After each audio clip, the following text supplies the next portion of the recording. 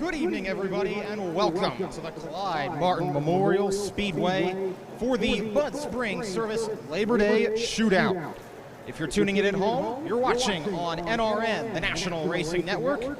For those of you watching in the stands, we've got a great night of racing for you. 4 classes all in action tonight.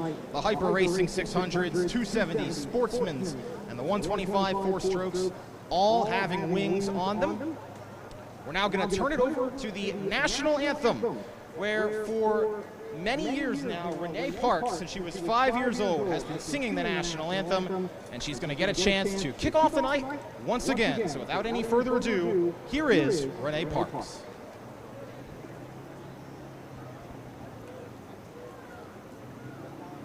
Oh, say, can you see by the dawn's early light what so proudly we hailed at the twilight's last gleaming, whose broad stripes and bright stars through the perilous fight o'er the ramparts we watched were so gallantly streaming, and the rocket's red glare, the bombs bursting in air, gave proof through the night that our flag was still there. Oh, say does that star-spangled banner yet wave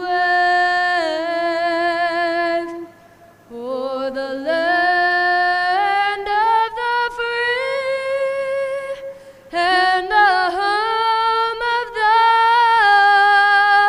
brave?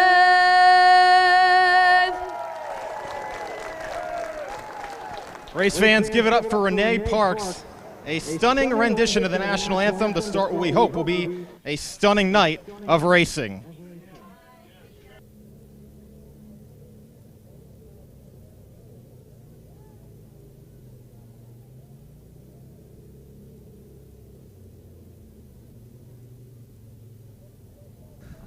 Alrighty, race fans, so as mentioned, 4 classes tonight of action, this opening night of this 2-day Labor Day weekend event. The wings are on today. They'll be off tomorrow. Going to be very fun to watch it all unfold. Car counts in the 30s and 40s for each class, so we'll have plenty of heat racing, some qualifiers, as well as some B mains all coming up.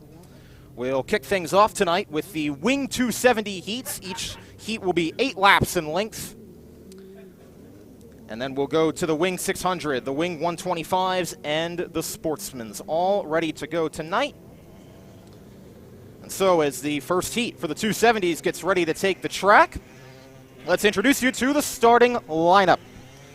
And starting on the pole, it'll be car 13S. That's Charles Hellinger. Mackenzie Hickson in car 65H will start on the outside of row number 1. Jonathan John, who was 3rd fastest in practice, he'll start inside row 2. Chase Walker in car 96W will start on the outside of row 2. Mike Skias and Donald Bushell will make up row number 3.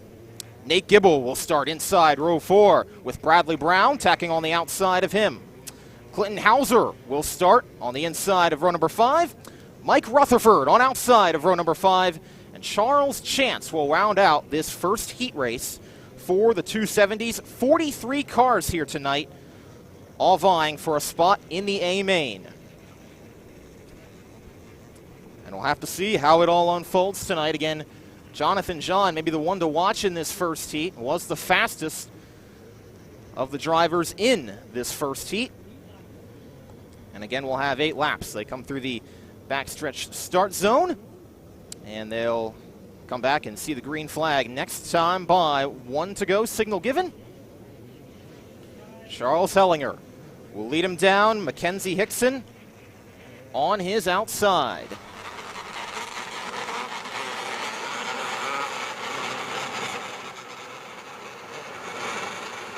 They roll down slowly to the start zone, and off we go. Green flag in the air, and Hellinger gets off to the jump.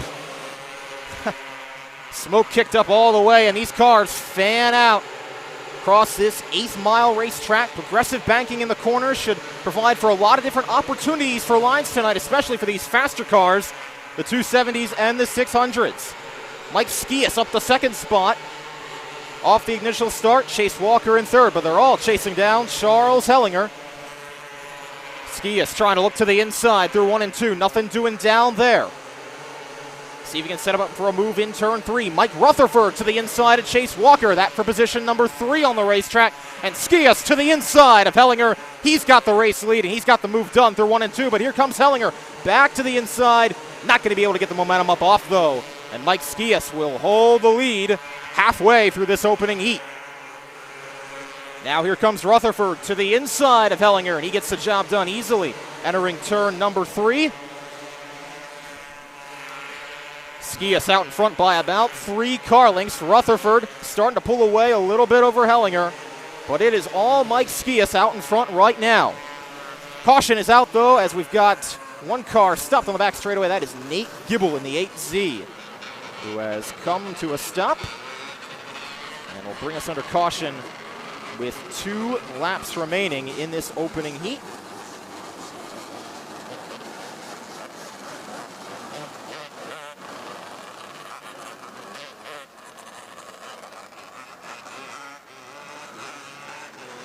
Looks like they're able to get Gibble's car back going without any real issue, and they'll put the cone out there for this coming restart.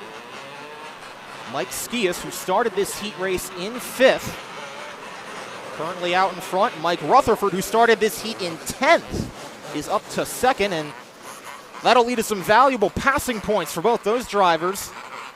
That'll go a long way toward helping them advance straight through to tonight's A main for the 270s. 30 laps in lengths. Green flag back in the air, and it's Skias off the break.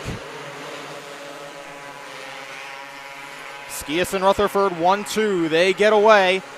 Coming back to see the white flag. Actually, yes, the white flag this time by Skias, with Rutherford right behind him, trying to make the move happen.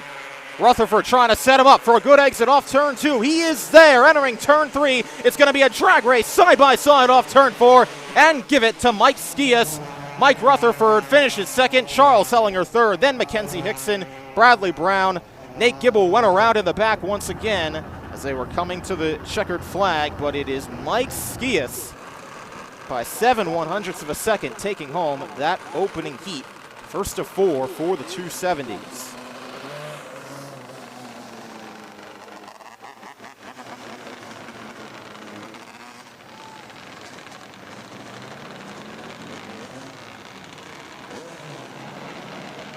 Once again, race fans, glad to be here tonight. My name is Casey Kreider, keeping the seat warm for Chris Graham here for the National Racing Network, as well as all you loyal viewers and all you loyal race fans here at Lanco's Clyde Martin Memorial Speedway. That was the first of what we anticipate to be many exciting races throughout the course of the night. We'll get ready for heat number 2 here for the 270s. That'll once again have 11 cars in it.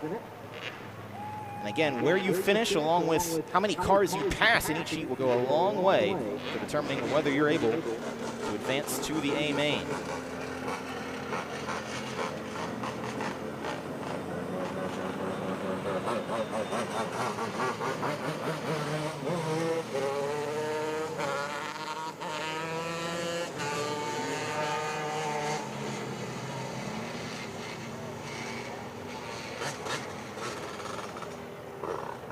Get ready to bring the second heat for the 270s out here in just a second. And on the front row for that will be the 16T of Ed Tires, along with the 4L of Lee Reinhardt. They will start 1 and 2.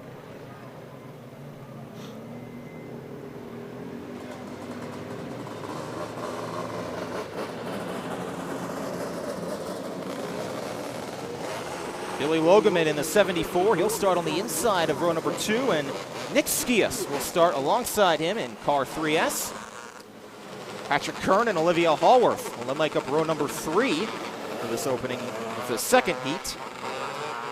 TJ Grieve will start inside row number 4 in car 52T. And on the outside will be the 87. That driven by Austin Graby. The 5A of Anthony Yerger. He'll start on the inside of row 5, position number 9. The 11R of Tommy Rink will be alongside of him. And that brightly colored number 92 car of Jason Swavely. He'll tack on the back of the field and start in the 11th position inside of row number 6 for the second of 4 heats for the 270.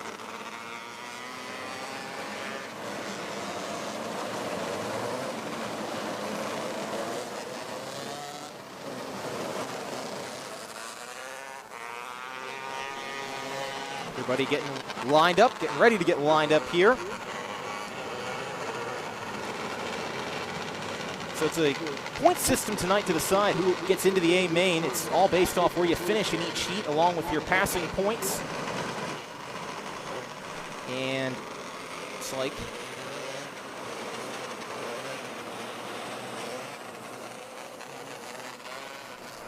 you'll have qualifiers then coming after those heat races, and depending on where everyone sits in the points after that, that'll determine whether they're into the A main or into the B main.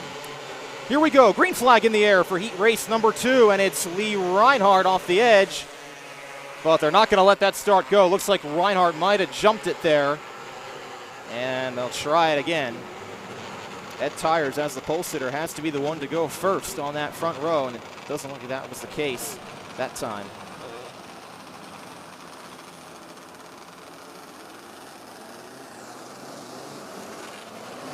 And that'll cost Lee Reinhardt a couple spots here for this restart. They'll move Billy Logeman up to the outside of row number 1. And Nick Skias on the inside of row 2. A little bit of an incident on the back straightaway you see here. The 16P of Patrick Kern and the 44G of Olivia Hallworth got together there, slowing down after the caution had already come out. Looks like they're stuck together right now, trying to get Hallworth's right front off the left rear of Kern's car. So once they can do that, hopefully they'll both be able to continue on.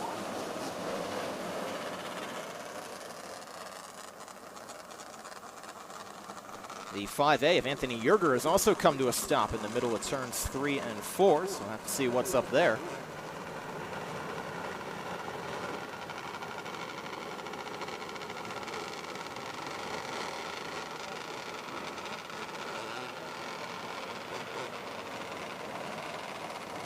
It'd be a cumbersome process sometimes getting these cars unstuck from each other like that, but the track crew here at the Clyde is off to work. And looks like they've gotten those two cars unstuck from each other, and they'll get ready to get back in the race.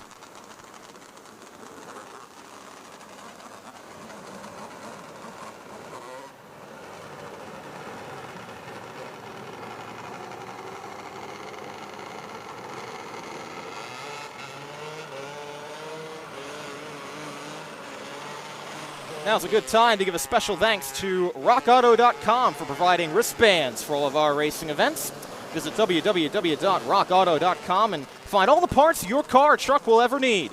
And don't forget to let them know that you heard about RockAuto.com right here at Lanco's Clyde Martin Memorial Speedway. So they've gotten everybody back up and running now. Yerger, who was stopped in 3 and 4, is back going, and those two cars, Kern and Hallworth, who were jammed up on the back straightaway, they too are back going. And now they'll get the lineup back in order here and get ready to give it another shot for this second heat.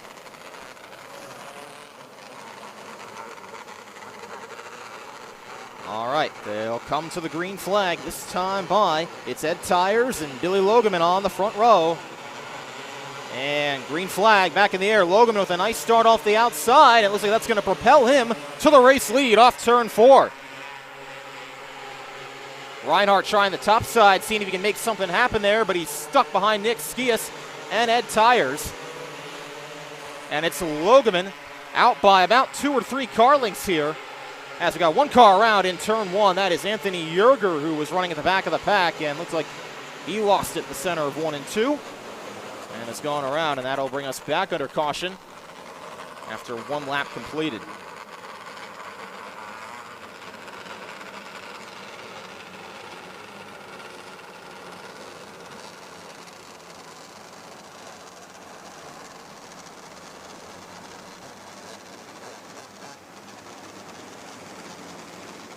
So Logeman able to get the jump off the outside and able to propel himself into the race lead from that second starting position. Nick Skias from the inside of row 2 on that second start, able to get through to second. They've got Yerger's car back up and running, and he'll tack on back to the back of the field in 11th. Looks like they'll come and they'll get 1 to go this time by, as long as they've got the lineup right. And Billy Logeman will lead them down. 1 lap completed, 7 laps yet to run.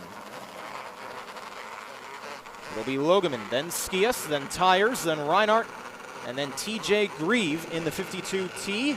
And we got 1 car slow. That is the 3S of Skias, who came to a stop, and that's going to lead to an aborted start. Not sure what happened to the 3S of Skias there. Looks like he lost power up off turn 2. And so we're going to try it again, and that's going to move everybody up a spot, and they'll see what's up with that 3S car. As track crew tends to him on the back straightaway and tries to get him back going. Looks like they've done just that. And he'll tack on now to the back of the field. We'll try it again here.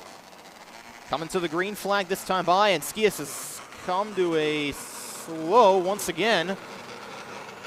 He'll pull into the infield, but they're going to have to wave it off and figure out what's going on with that 3S car. Second time it's died on him now.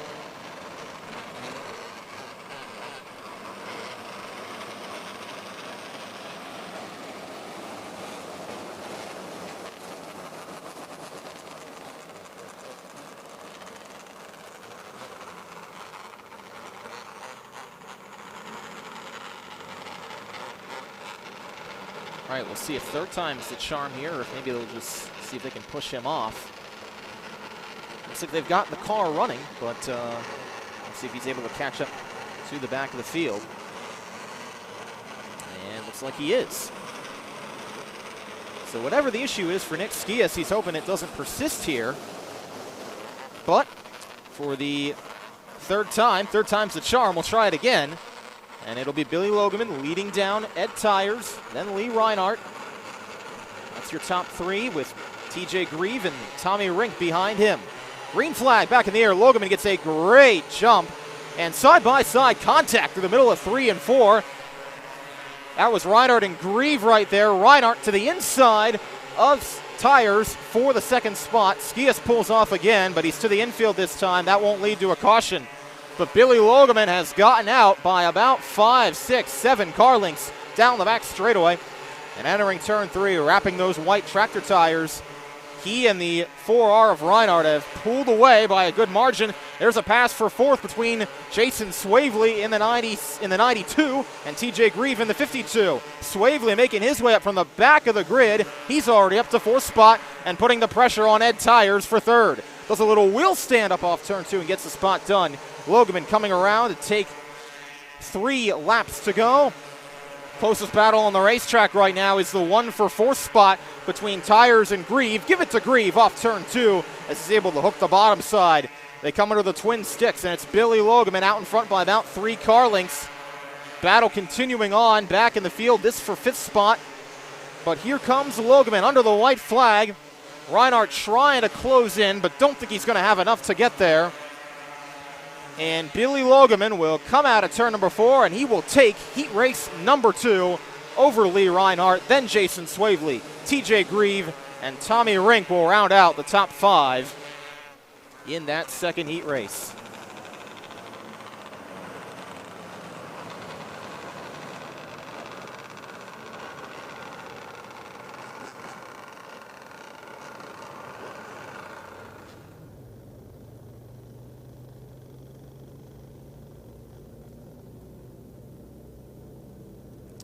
Getting ready for heat race number 3 here for the 270s. They're in the staging area, and they'll get pushed out here in just a sec. As mentioned, a lot of cars tonight for this big Labor Day weekend shootout at Clyde Martin.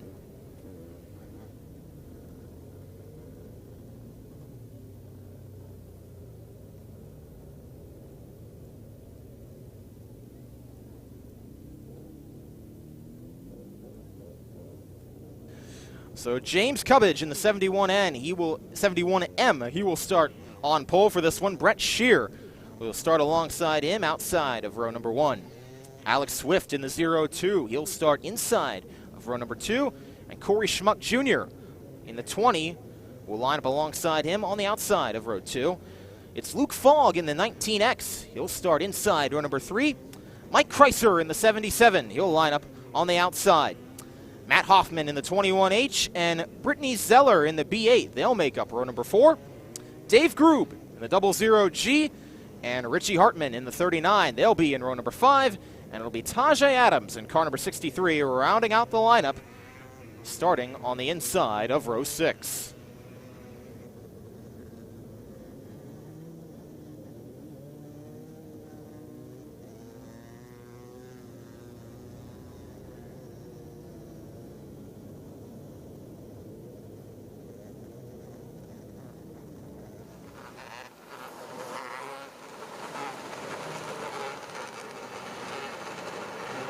Again, all the drivers in these 4 heats will later transfer on to 4 qualifiers, which will be the final determination as to whether or not they can advance to the A main or whether or not they'll have to go to one of the 2 B main races. The top 3 will transfer from there. Luke Fogg in the 19X not able to make it out for this initial start. And so that leaves us 10 cars to settle it here for 8 laps in this 3rd heat.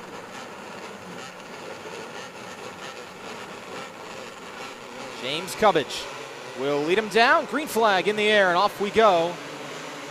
But around the outside, it's Shear getting the job done. Brent Shear off the top side, able to make the move happen. Cubbage through to second, and now he's challenged by Alex Swift, who will dive to the inside of turn 3. And Swift will clear up off turn 4, making the move happen. But Brent Shear out to about a 5 or 6 car length lead. He's gapped his teammate by about half the back straightaway, coming under for the 2nd completed lap. Battle raging on for the 4th spot. That's between Cubbage and Schmuck. And give it to Corey Schmuck Jr. entering turn 3. We got 1 car sideways. That's Richie Hartman, and he'll go up on his side. A slow little sidewinder there as he got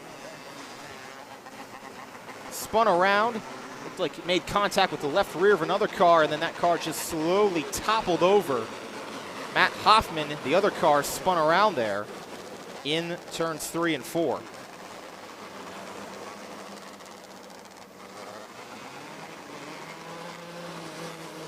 I'll work on flipping that 39 car back over and then getting the wing back on that thing. Didn't look to be too violent of a flip, so they obviously should be able to get that car back out there and repaired, hopefully.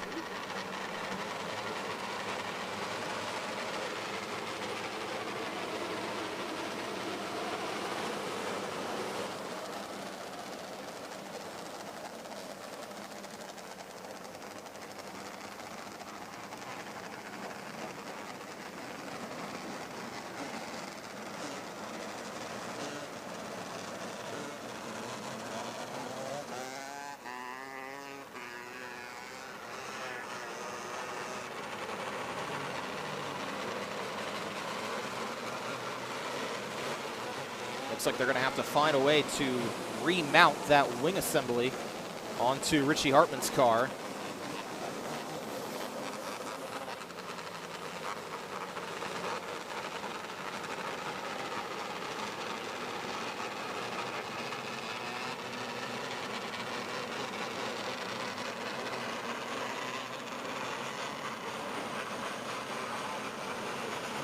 And they're going to have to send Hartman's car off. They're not going to be able to run without a wing, not tonight at least. Tomorrow, yes, but not going to happen tonight.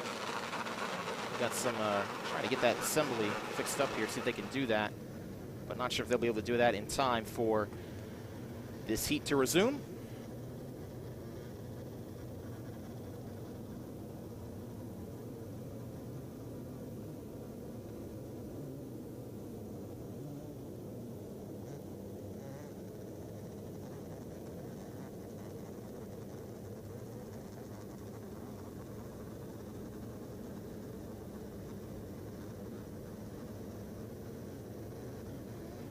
So that'll leave us with 9 cars getting ready to come to the green flag here. 3 laps in the books, 5 laps yet to run in this third heat race.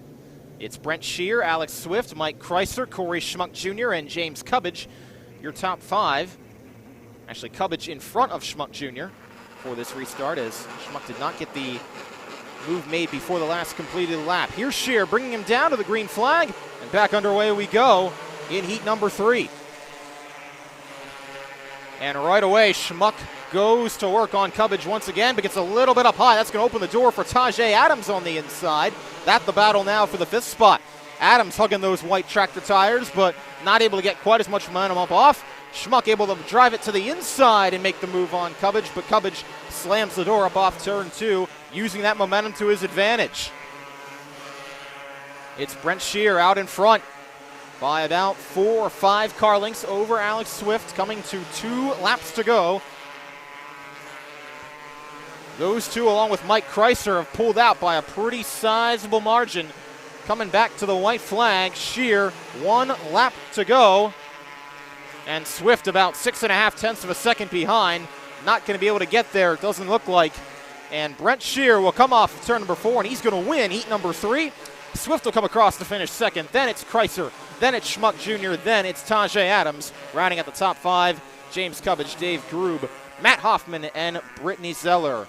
Round out your 9 finishers in that third heat.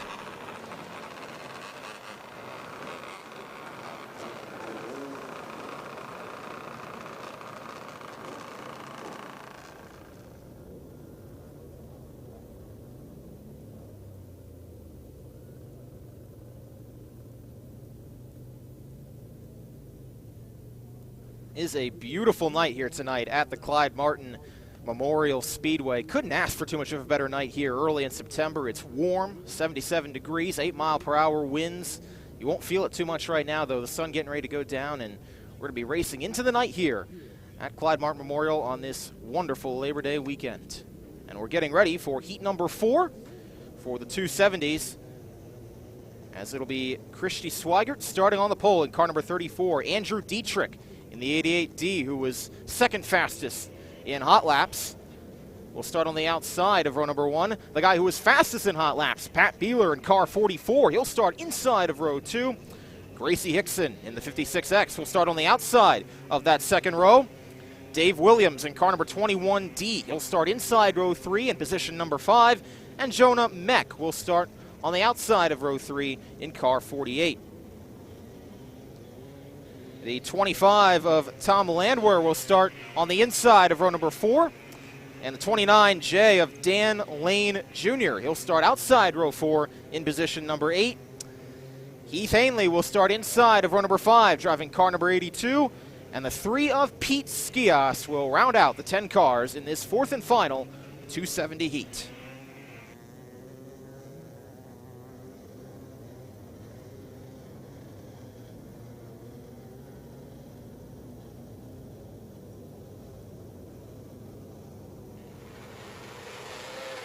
So they'll double up here and get all lined up. And once they get everybody in the right spots, which it looks like they have, we're getting ready to go green. It'll be Christy Swigert and Andrew Dietrich on the front row. Pat Beeler and Gracie Hickson following closely behind. Bit of a late start there, and that might be a green flag. They will throw the green flag, and Pat Beeler takes advantage. Well, we've got a spinner in turn 1. That's going to be Andrew Dietrich. I'll start with a bit of a late start. They got a little bit stacked up there at the end of that start zone, and that seemed to continue its way all the way down to the middle of turns 1 and 2, where finally Dietrich was the one who paid the price.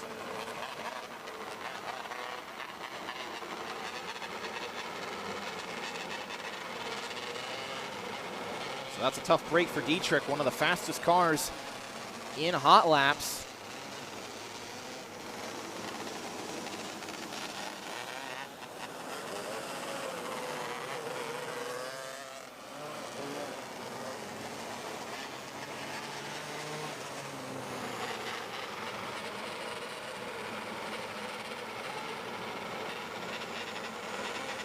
So as far as the 88 car and what happened there to Andrew Dietrich, looks like in hot laps,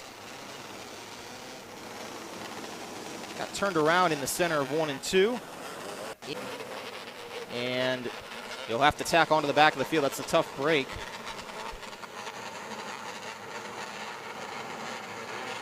It'll be Christy Swigert and Pat Beeler making up row number 1 for this second start. Here we go. Green flag back in the air. A little better start that time, but Beeler still able to make the momentum happen on the outside. 3 wide, 4 wide. That was never going to work entering turn 1. And that's Dan Lane Jr. getting at the worst of it that time.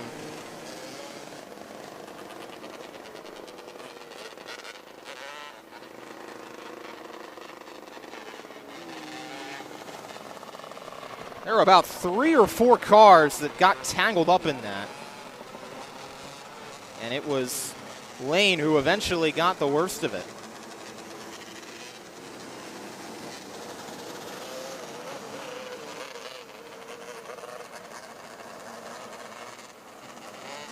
Thankfully, though, no damage. And with all that contact, a little bit lucky no one got upside down there.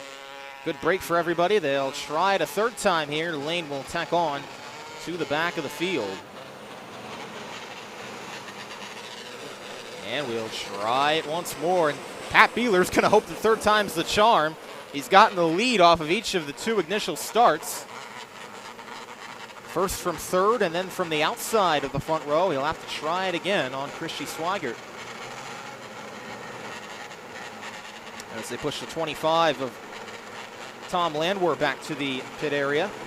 So that leaves us with 9 cars out here for this 4th and final heat. 1 lap to green. It's Swigert and Beeler, then Gracie Hickson, and Dave Williams making up your first 2 rows. And again, waiting late to the start zone, and that's going to give Pat Beeler an opportunity to take the lead up off turn 4 and pull out to the early advantage. Swigert pulls into second spot. Dave Williams trying to cut his way inside to make the move, and he will. And now we've got 1 car upside down. That's the 56 of Gracie Hickson up and over. A slow rollover there in the middle of 3 and 4. And 2 other cars involved as well. Jonah Meck in the 48. And the 82 of Heath Hanley, both also collected in that.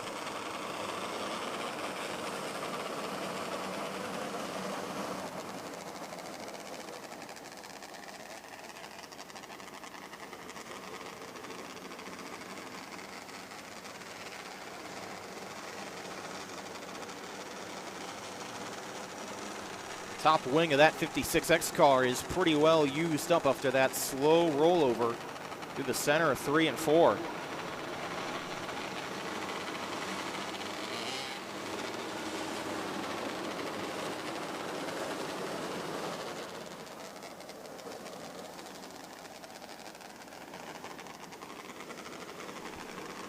So the leader did get 1 lap in the books, so Pat Beeler will get to keep the lead here. And we are going to go to a red flag here.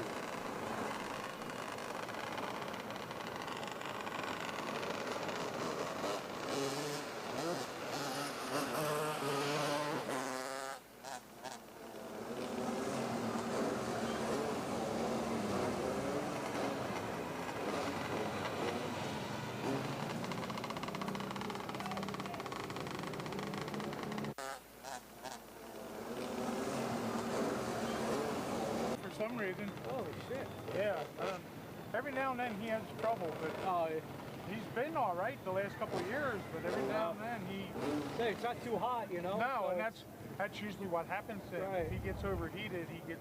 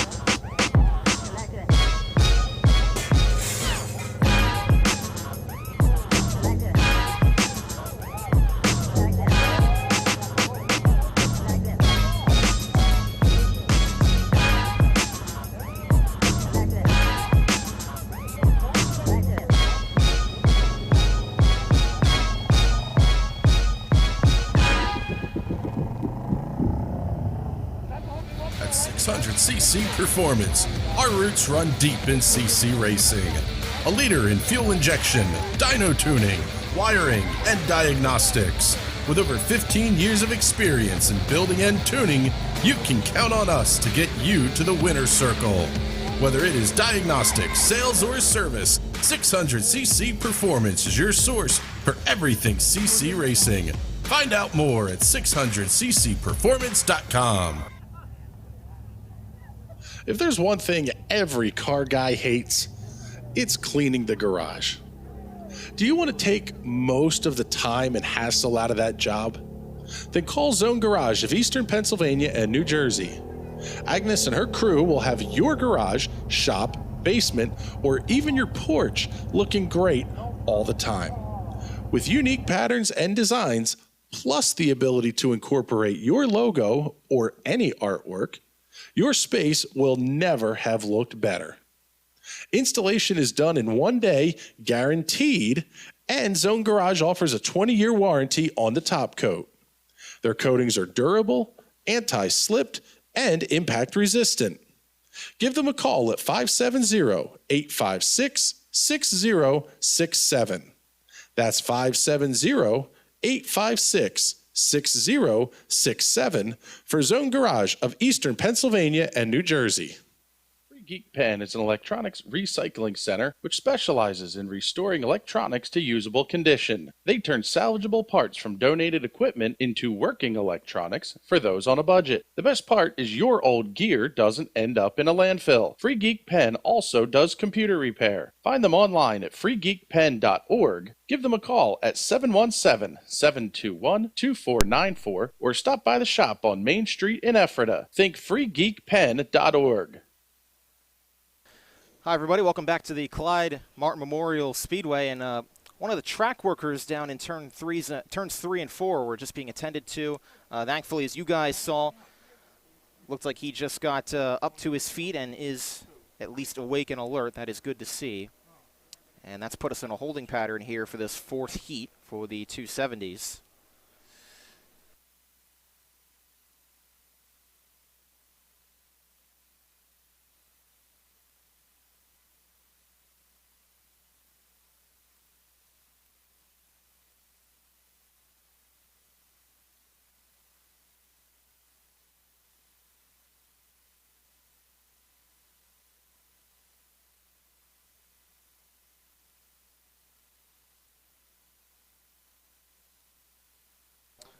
We had completed one lap in this fourth heat, but there were a lot of incidents there those first couple of laps, including that most recent one where Gracie Hickson's car got upside down, and they were trying to flip that car back over, and that was when the incident occurred. But thankfully it does look like everyone is okay down there.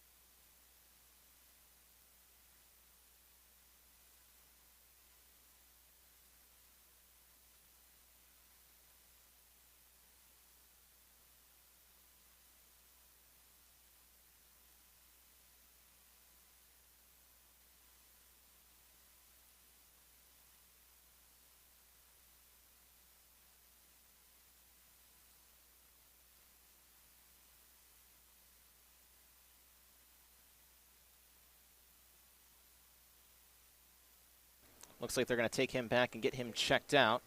And once they do that, then we'll get this heat race back underway. But hopefully everyone okay over there.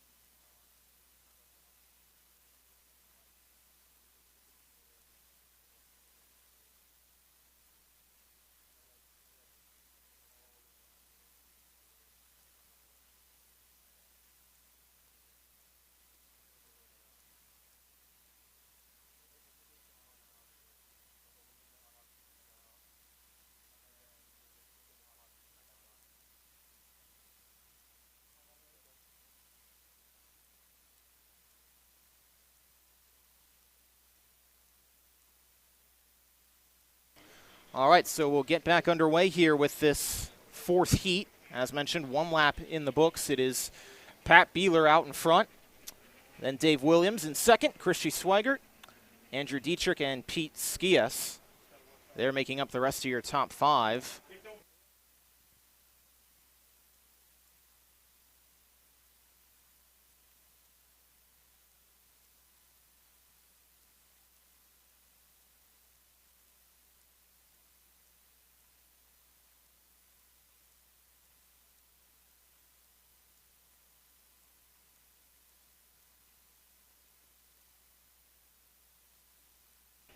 Dan Lane Jr. will line up in 6th spot, and then we'll have the 48 of Jonah Meck, the 82 of Heath Hanley, and the 56X of Gracie Hickson, barring some changes here.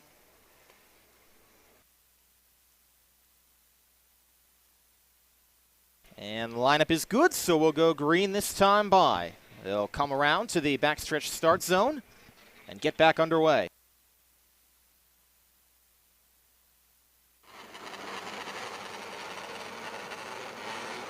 It'll be Pat Beeler, then Christy Swigert, then Dave Williams. They stack up entering the start zone, but away we go. And Pat Beeler gets out to the jump once again by about 3 or 4 car lengths over Swigert.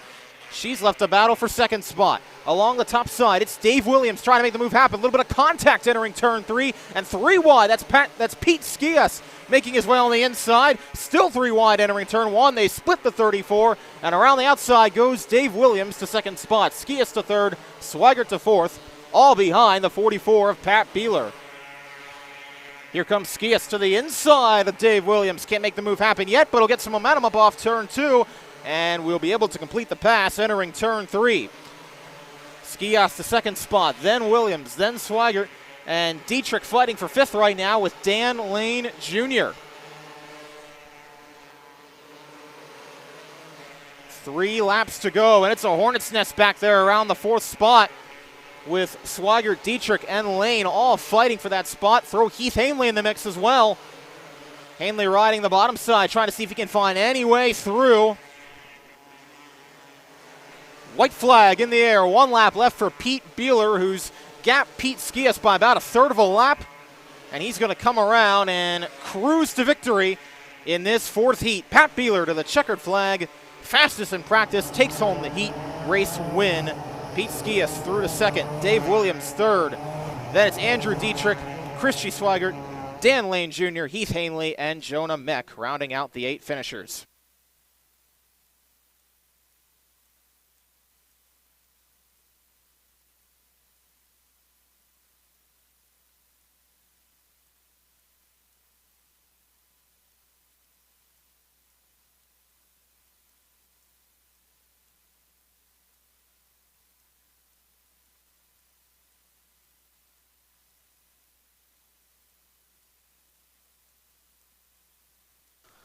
So that'll bring an end to the Wing 270 heats. Now it's the Hyper Racing 600s ready to go for the first of their four heat races. 42 of these cars here tonight.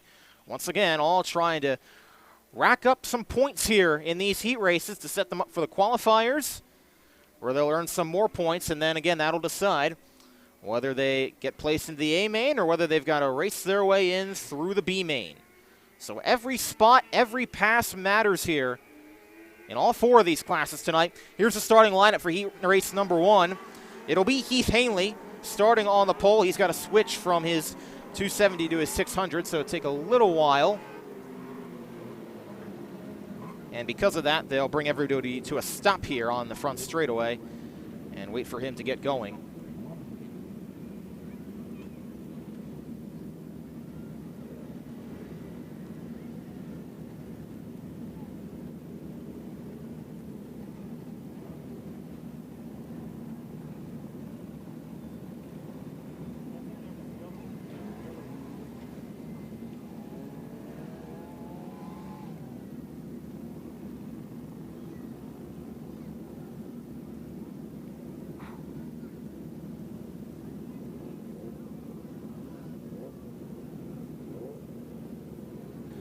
While we have this break in the action, I want to give a special thank you to Meshi Motorsports and their driver, Olivia Thayer, for all the toy donations for the Kids Club and the Kids Day here at the Clyde Martin Memorial Speedway.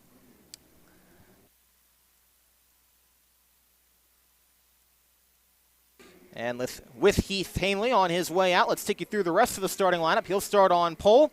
It'll be Jeremy Harshman in the 163, starting alongside him in the second spot. Nick Skias, third fastest in practice, starts third in this first heat in car number 88. The 117 of Cody West will start on the outside of row 2. The 1E of Aaron Espenshade, he'll start inside row 3 in position number 5. TJ Grieve, fastest in practice, he'll roll off from the 6th starting spot. Jim Radney in car number 95, and the 2S of Mike Rutherford make up row 4. Billy Cook in the 66 on the inside of row 5, and Tyler Ulrich will be on the outside, car number 42U. And it's Zach Light in that brightly colored neon number 11Z, rounding out the field.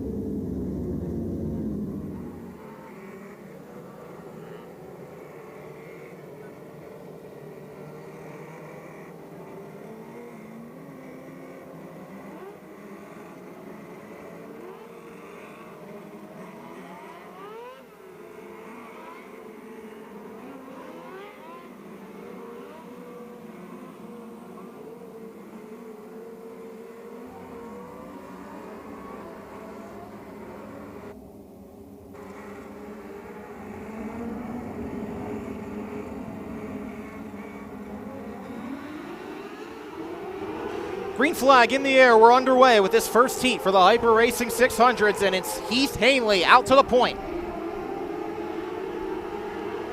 Hanley gaps by about 2 car lengths as they look inside. That's the 95 of Jim Radney looking inside, trying to make a move happen.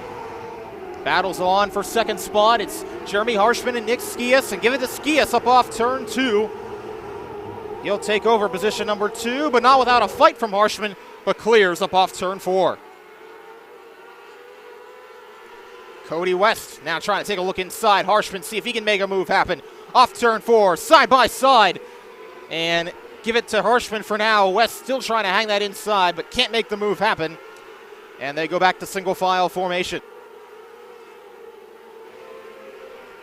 Now pressure being felt from Grieve, fastest in practice, trying to make his way up. Trying to get to the back bumper of Cody West there in that 117. See if he can make a move on him, but nothing doing so far. Out in front, it's Heath Hanley. Trying to see if he can hang on. We've got a caution, 1 car around on the back straightaway. That is the 95 of Jim Radney, and the front wing of that car has come off as well.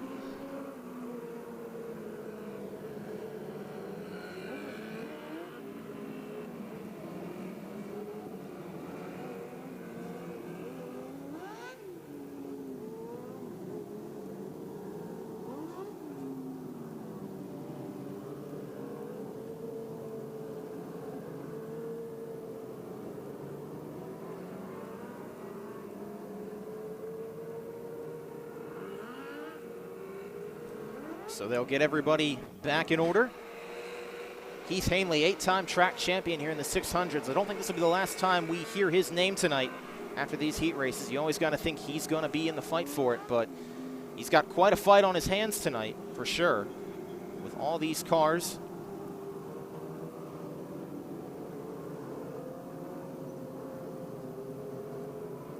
They'll push the 95 of Jim Radney to the infield, and after that, the lineup should be good, and we'll be able to get back underway with 3 laps to go in this heat.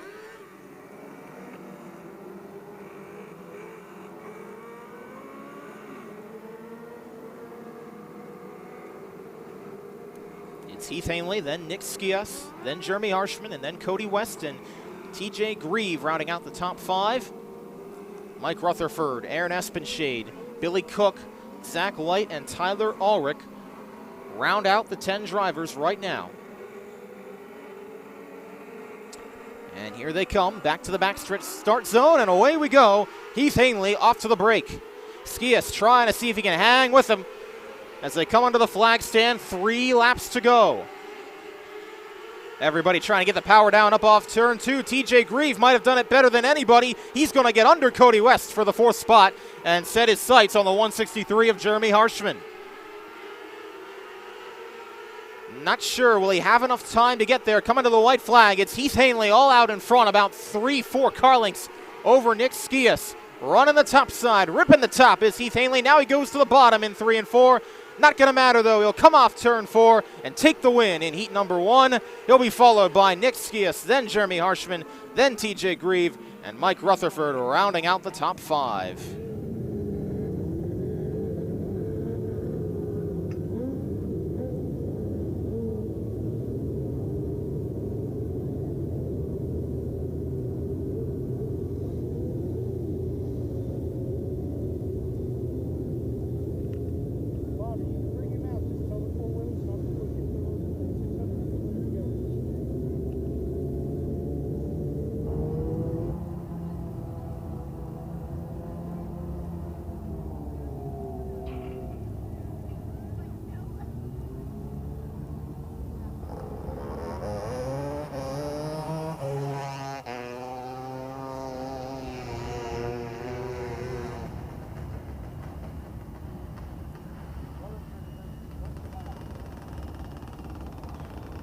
Get ready here for the second heat for the 600s upcoming.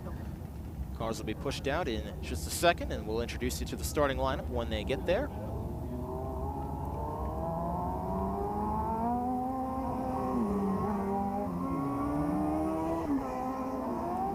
Looks like drivers on these opening couple of pace laps going to try and run in the top a little bit here, see if they can get that top line going, especially down in turns 3 and 4. In the meantime, though, let's take a look at the starting lineup. It's Nash Ely in car number 22. He was 4th fastest in practice, and he'll start on the pole.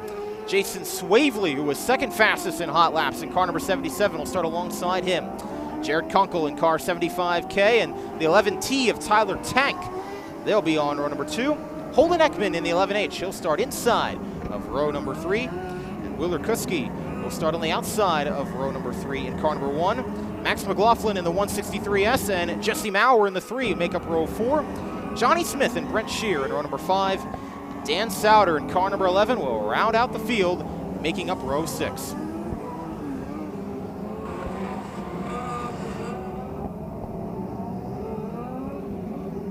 Field coming around to the backstretch start zone, even as they can be, and they stand on the loud pedal. Away we go, and it's Nash Ely getting off to the start, but trying to stay with him is Swavely on the top side. Ely clears, though, and one car sideways in 1 and 2 and losing a wing, the top wing. That was the 3Z of Brent Shear. You can see that wing starting to come off through 1 and 2, and it finally did there at the exit of turn number 2. They'll have to get that fixed up.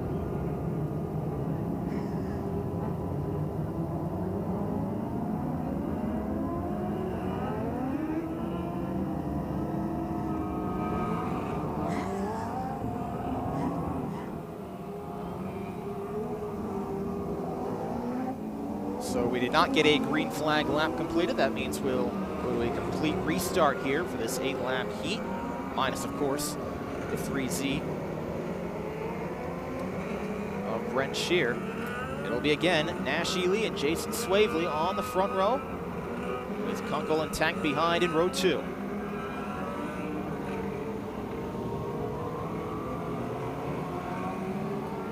To 1 to go this time by, and they'll enter the start zone on the back straightaway and try once more with these big 600s. Nash Ely bringing him down. Green flag in the air, and back underway we go. And again, Ely able to clear this time through the center of 3 and 4, using that bottom line as everybody fans out up toward turns 1 and 2. Swavely got a little bit out of line there up off turn 2, but he's able to hang on to the second spot. That allows Ely, though, to get away. Meanwhile, further back in the field, the battle is on. It is a hornet's nest back there. Max McLaughlin back there, among others. But it's Ely with a 3-car length lead. McLaughlin running the top side. Maurer trying to get under him. In the 11 is Dan Souter back there, trying to see if he can find a way through everybody and all the traffic. Good battle going on for 3rd place as well. Tyler Tank and Jared Kunkel fighting for that one. Coming to the halfway lap. Kunkel trying to run the bottom side, and Tank on the outside. But it's Nash Ely by about 3 or 4, 5 make it car lengths. entering turn number 3, coming to 3 laps to go, and that 22 looks hooked up on the top side. Battle still rages for third. Give it to Jared Kunkel for now. He hangs on to that spot and then goes around off turn 4. Jared Kunkel tried to get the power down and looked like he lost the rear end of it, and that'll send him to the back.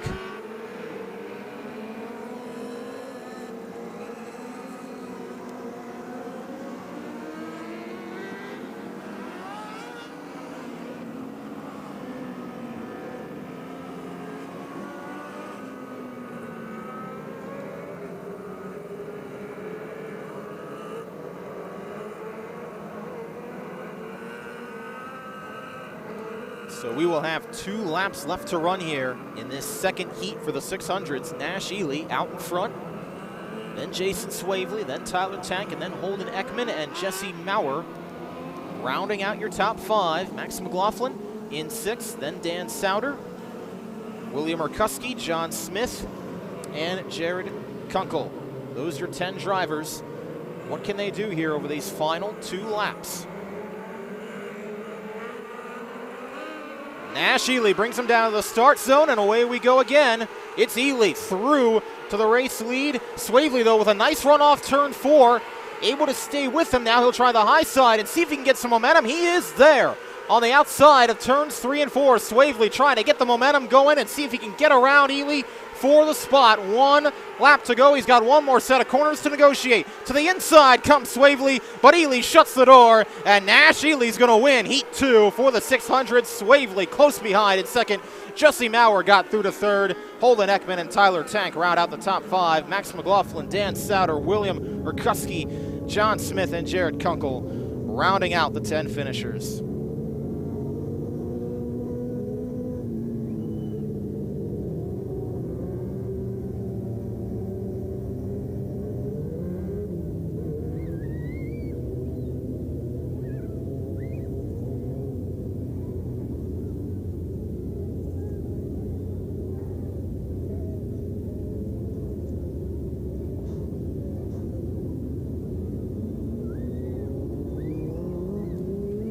Ready for the third heat here of action for the Wing 600s. And we'll take you through this starting lineup of 10 cars. Brian Kramer in car 71. He'll start on the pole.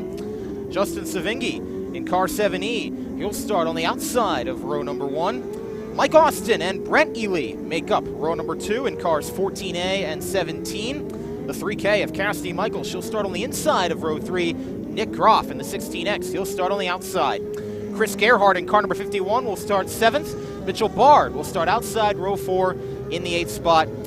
And Gary Bozowski in car 1J will make up row 5 along with the 14 of AJ Van Hart.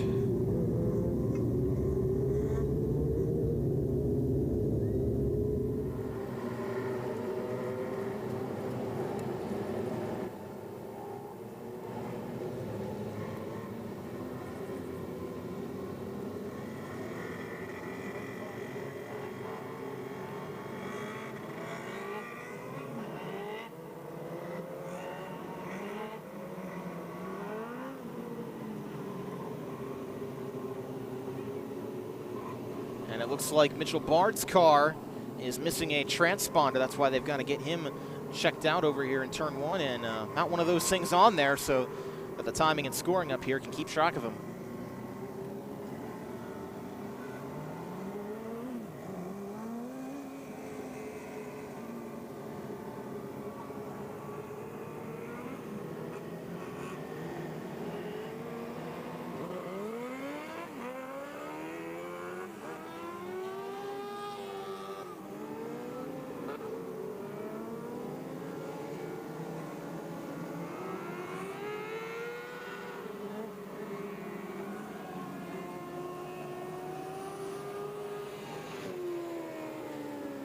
By the way, for those of you at the racetrack, we are still looking for lap sponsors for all 4 classes for the Sunday wingless portion of this Labor Day shootout. People can sign up and pay at the table next to the Kim's Creations novelty stand. Once again, the table next to the Kim's Creations novelty stand, that's where you can sign up to be a lap sponsor for all 4 classes of tomorrow's event. Coming to 1 to go this time by, and it'll be Brian Kramer with Justin Savingi on the outside.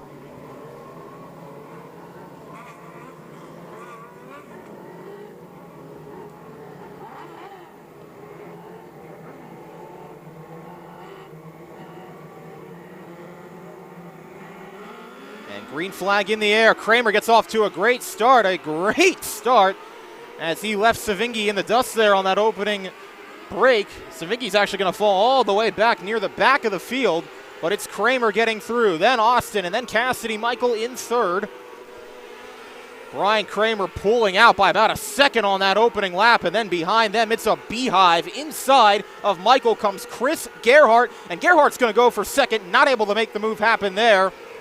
And he'll have to slide into third spot. Good battle going on for fourth as Groff comes to the inside of Michael and makes the move happen.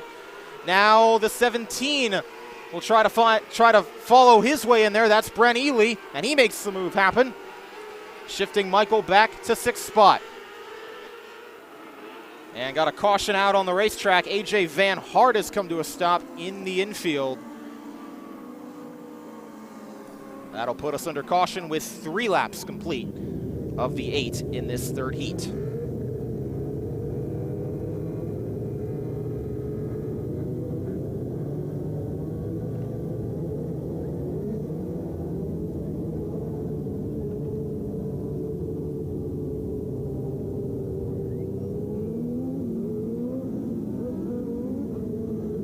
Coming to 1 to go this time, it'll be Brian Kramer leading Mike Austin, Nick Groff, Brent Ely. Kramer, Austin, beg your pardon, the 51 car. Chris Gerhardt, he's in third spot. Then it's Nick Groff in fourth, Brent Ely in fifth, Cassidy Michael in sixth. And back to the green flag we go. Kramer stands on the gas and pulls out by about 2 car lengths under the flag stand. Here's the move inside by Gerhardt, not able to get it done. And instead, that'll leave him up to challenge for Nick Groff as they make contact in turn 3. Groff trying to go for a hole that maybe wasn't quite there. An aggressive racing and a big move, but it didn't pay off, and that's going to lead to Chris Gerhardt getting stopped up there in turn 4. Gets that car back going. A little bit of wing damage maybe, but it looks like he'll be able to continue on.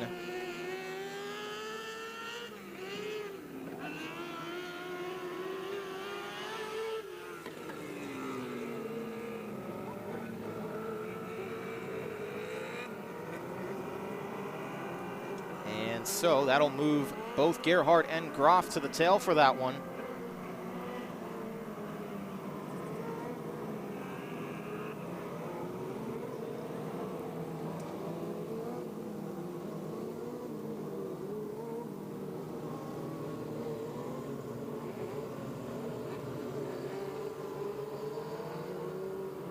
That was a good restart for Mitchell Bard. He's made his way up to third behind Brian Kramer and Mike Austin. In fourth spot, it's Brent Ely in car 17 and Cassidy Michael rounding out the top 5 in the 3K.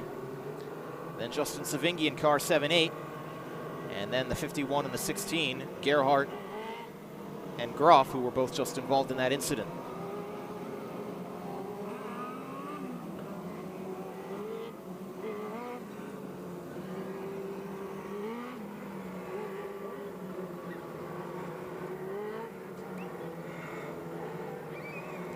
Coming to the green flag this time. 4 laps down, 4 laps to go. And Kramer takes him down, stands on the loud pedal, and away we go again. Kramer out to the advantage again by about 3 car lengths that time. And then the battle is on for second. Making the battle for fourth now as Austin gets away from Bard, and Bard able to get away a little bit from Ely.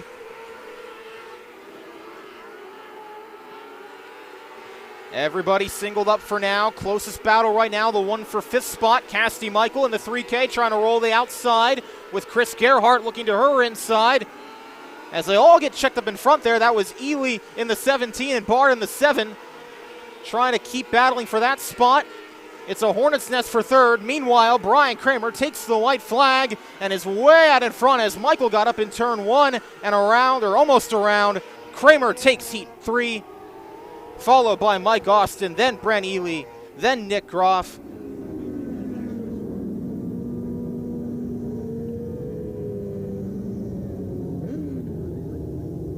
Brian Kramer taking home the win in that third heat race.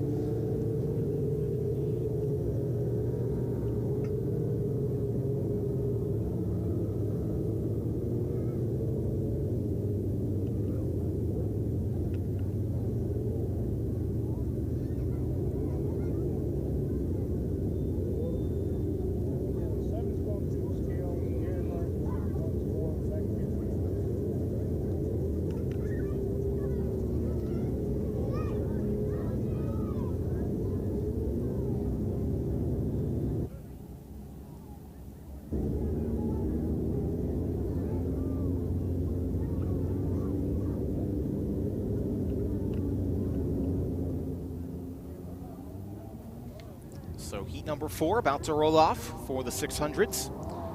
It'll be Chris Pansner on the front row in car 15P. He'll start on the pole and be joined by Austin Bishop in car number 9. Cameron Bellinger in the 35 car starts inside of row 2, and Eddie Strada will start on the outside in car number 2.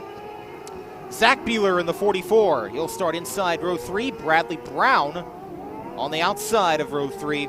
It's Kyler Heine and Pat Kelly making up row number 4 in the 22 and 22K and 00 cars, respectively. Dallas Sanders in car number 94 will join Joe Austin, the 72A, on the last row. But it looks like Sanders' car not able to get out, so that'll leave Joe Austin all by himself there inside of row number 5. 9 cars ready to go.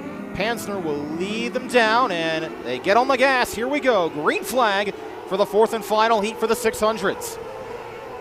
And it's Bellinger trying to get to the inside of Bishop there for that second spot as Pansner gets away by about 2 or 3 car lengths as they come under the flag stand for the first time.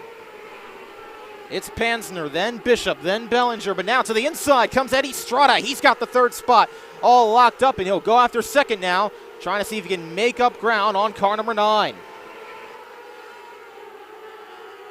Bradley Brown through to 4th spot in the 23 car. Here comes Strada looking inside of engine number 9. Austin Bishop trying to hang on the top side, but have to see if he can do it as Strada dives it off into turn 3, and that'll allow him to clear for P2. But it's Pansner that's gotten away by about 3/4 of the back straightaway, coming to 3 laps to go.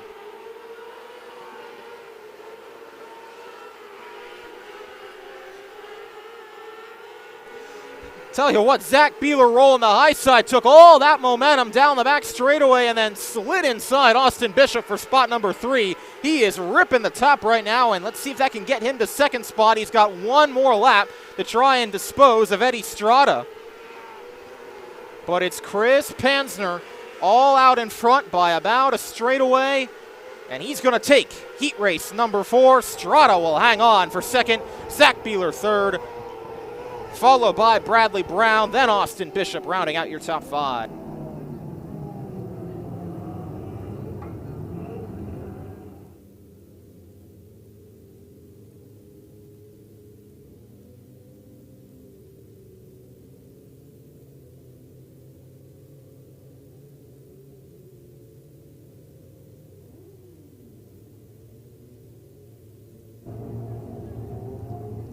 As we get ready to start the 3 heat races for the 125 4-strokes, we want to thank all our sponsors for the Weekend Race Chasing Awards. Remember, to be eligible, you must have the 2020 Race Chasing stickers on both sides of your car to collect those awards.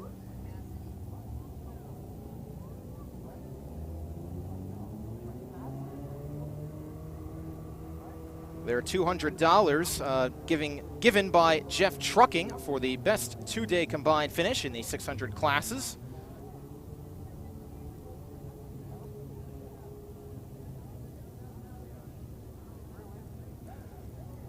And all of these awards, $50 awards from Mike Skias Racing, Joe Keppel Racing, Amos Construction, and Ken and Janet pay $50 for 3rd in the features. And we'll touch on some more of these awards later on in the night. But thank you to Weekend Race Chasing for all the awards that they give up here at the Clyde Martin Memorial Speedway.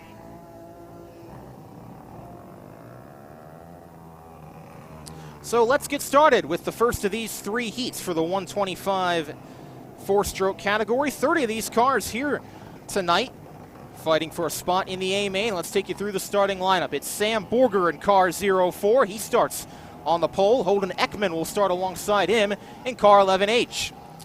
Sarah Bohr in the 78 car. She'll start inside of row 2, and she'll be joined by Cassidy Michael on the outside in car 57K. Zach Hollinger in the 3H will start inside of row 3. Riley Simmons on the outside of row 3 in car 44. Matt Fernsler in the 19, and the 22 of Jared St. John make up row 4 on the inside and outside. The LR62 of Drayson Laser will start inside row 5 in position number 9. And the 6 of Mike Glass rounds out the 10 cars for this opening 125 heat race.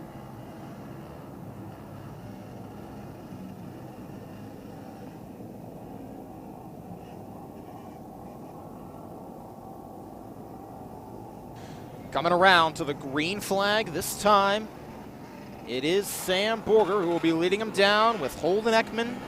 8 laps to try and settle it here. And as mentioned, earn those points to try and advance their way into the A main. Green flag in the air, and around goes Sarah Bohr, and that's going to bring out maybe a caution unless she can get back going again. Still green for right now. Holden Ekman to the inside for the race lead on Sam Borger. And he gets it done. Everybody gets away and going, and we stay green, but now everybody's all spread out. It's Ekman and Borger out in front by about half the straightaway over Zach Hollinger and Cassidy Michael, who are fighting for 3rd. Then it's Matt Fernsler in 5th in car number 19, and we got one car slowing up in 3 and 4. That is Mike Glass, and that will bring us under caution and allow everybody to bunch up there after that pretty chaotic start that started with Sarah Bohr getting turned sideways when she stepped on the loud pedal coming out of turn 4.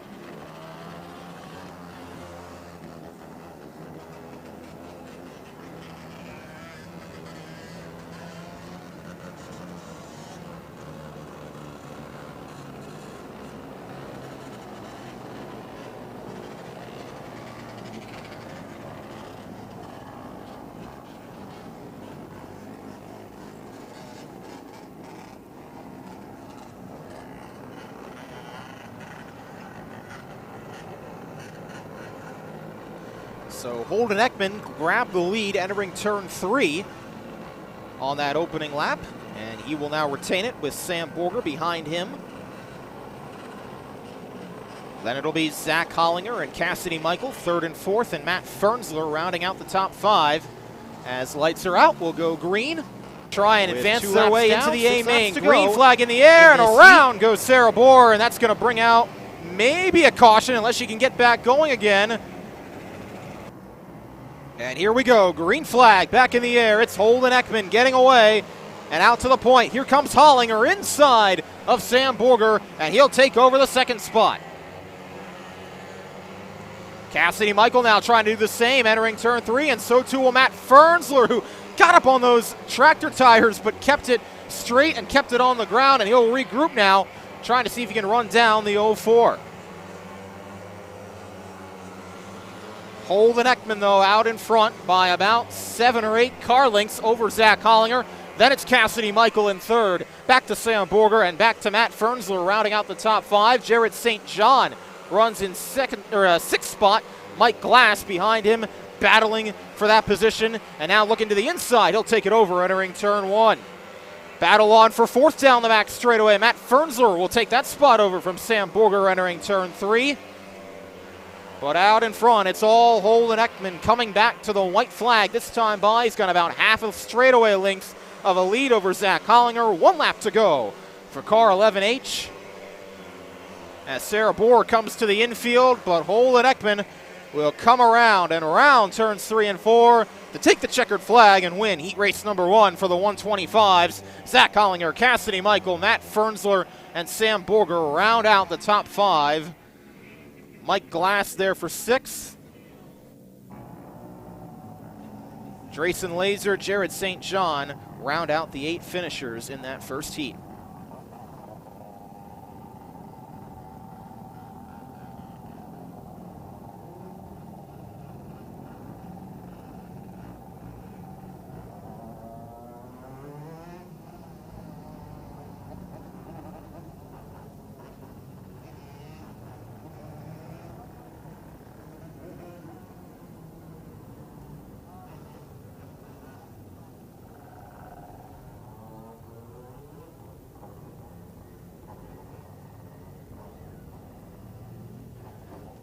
getting ready to go for the second heat here for the 125s, and we'll introduce you to that starting lineup.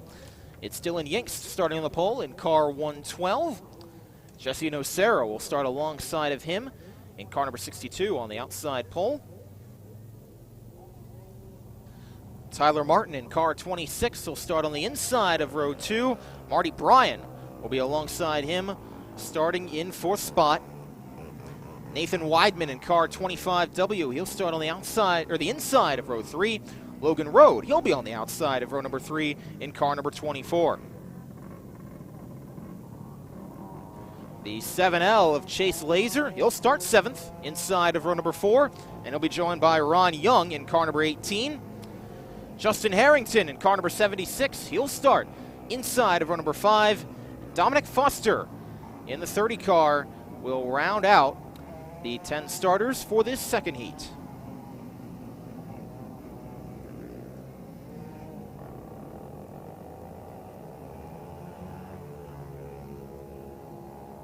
By the way, race fans, this is your last call for 50-50.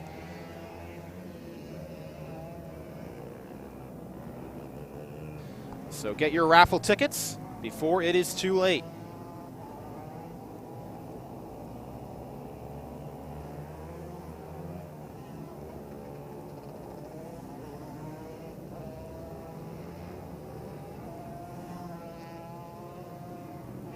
All right, so everyone's going to get doubled up here and lined up, and we'll get ready to go for this second heat race for the 125s, the third class of the 4 that we'll see. Still the Sportsman Heat race is yet to come, and one car, the 30 of Dominic Foster, has come to a stop on the front straightaway. That's going to delay this start a little bit.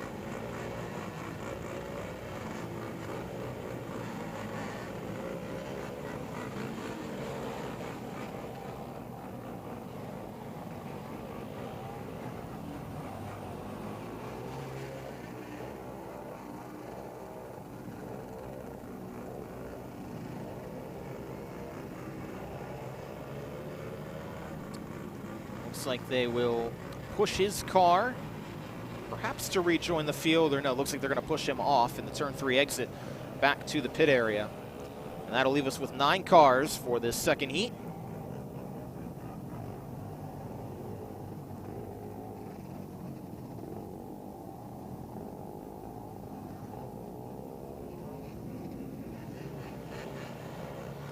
On the front row, here we go. Dylan Yingst will lead him down. Jesse Nocera alongside of him.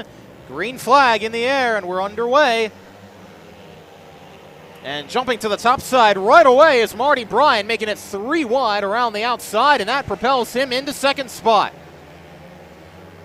Gaggle of cars back there. Look at Justin Harrington ride the top side from 9th starting spot. He's going to try to get to 4th by the end of the lap, but he gets put up in the wall and somehow keeps it straight there. He and Nathan Weidman made some contact coming off turn 4 and down the front straightaway. Have to see if that does anything to Harrington's car, but it looks like he's keeping it on the loud pedal for now. Now he'll try to get back to the inside of Weidman, Will Harrington, and he'll make the move happen through turns 3 and 4. Set his sights on car 26 of Tyler Martin and see if he can get the move done as Marty Bryan is out in front now. And he's out in front by about half a dozen car lengths over Dylan Yingst. Harrington still trying to put on the pressure, and they're catching up to the back of that 112. Potentially for the 2nd spot. Marty Bryan is long gone, but everything else up for grabs here. 4 cars under a blanket on this September night. Harrington trying to get to the inside. Martin slams the door, entering turn 3, coming back to 2 laps to go. Marty Bryan out in front by about a straightaway over Dylan Yingst. But the battle is on behind him. White flag for Marty Bryan as Harrington tries to look to the inside of Martin and have to see if he can get the move done, but it's Marty Bryan coming off turn 4. He'll take the checkered flag. Harrington to the inside of Yingst. He got the move done on Martin, and he gets it done on Yingst. Gets 2 cars in that last lap to come home second. Yingst will finish 3rd. Then it's Martin. Then it's Weidman, Logan Rode, Chase Laser, Jesse Nocera, and Ron Young rounding out the 9 finishers.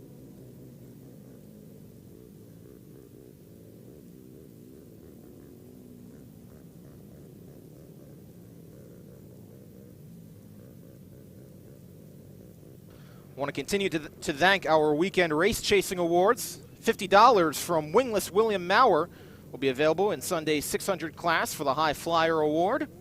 $25 from Ron Groff Trucking will go to the winner of the Makeup Slingshot feature tomorrow afternoon. $25 from Big Jim's Videos for the 600 feature winner on Sunday.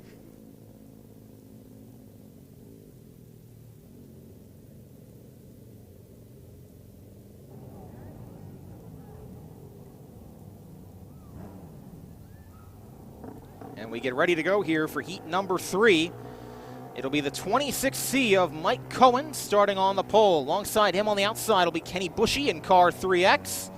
The 3Y of Zach Young will start inside of row number 2.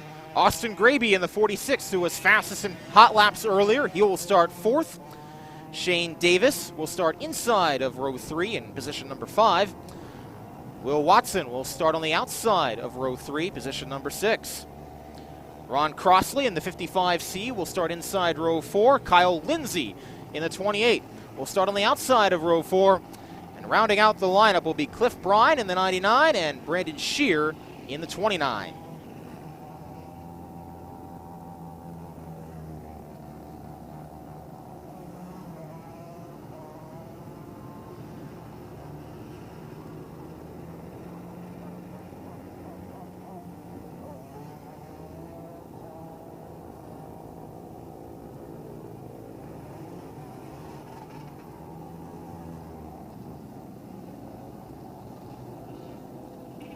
All right, everybody getting lined up, ready to go for this final 125 heat race. And we'll see what happens here. Mike Cohen on the pole, but if Hot Laps told us anything, it's watch that yellow and blue number 46 of Austin Graby. He was the fastest. We'll see if he can translate that to a heat race victory. 1 to go. They'll come back to the start zone.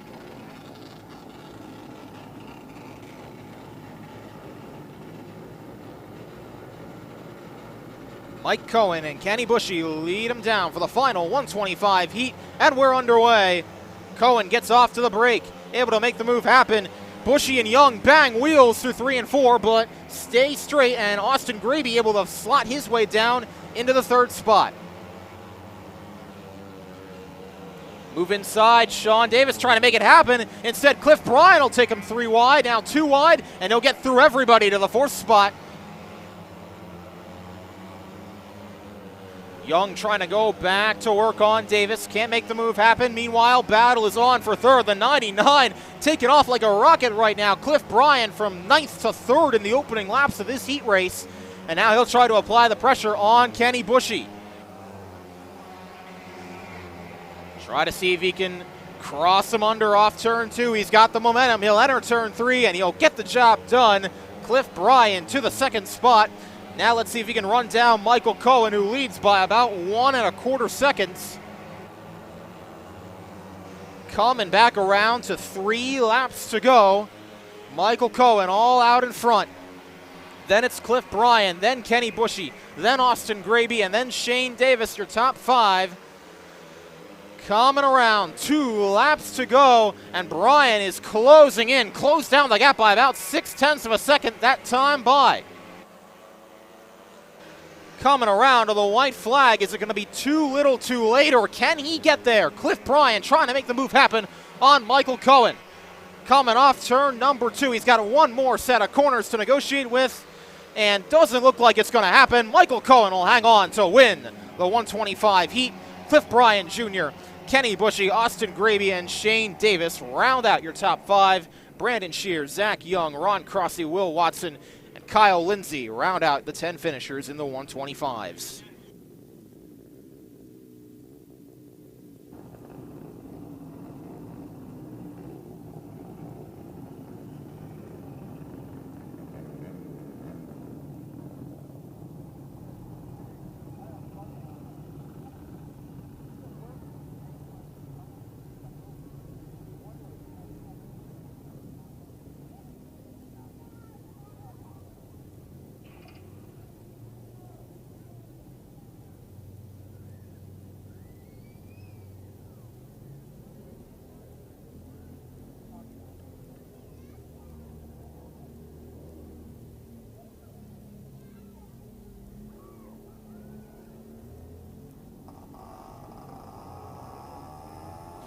So getting ready for the final class now tonight for the heat races. The Sportsman's getting ready to go in action.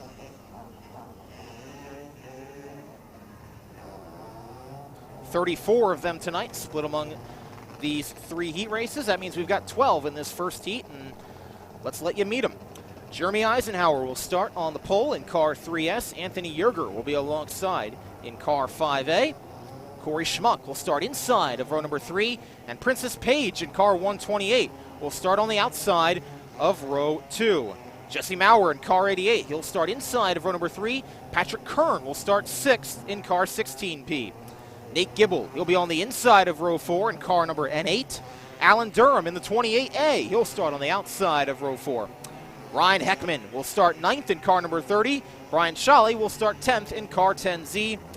Alex Swift in the 41R will start inside of row 6. And Michael Spadafora in car number 8 will round out the 12 starters for this first Sportsman heat race.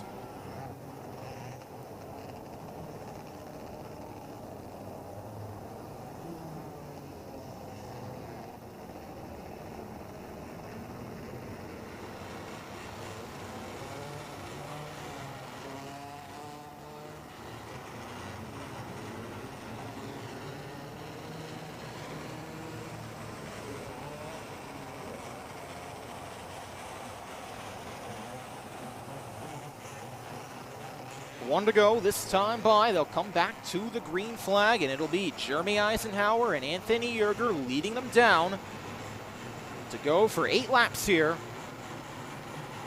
Green flag is in the air. Jeremy Eisenhower gets off to the break, but Yerger staying tough on the outside. Yerger trying to make the move happen, and he will get the momentum up off turn 2, and Anthony Yerger through to the race lead past Jeremy Eisenhower.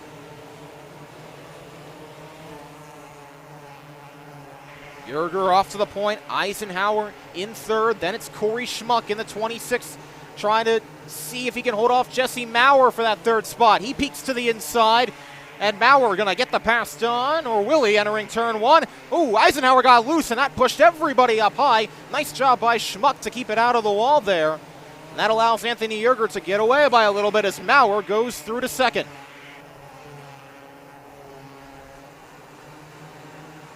Anthony Yerger out in front by about 5, 6, 7 car lengths coming to the crossed flags. Side-by-side battle is on for 3rd between Jeremy Eisenhower and Corey Schmuck. Eisenhower able to hang on to the spot for now.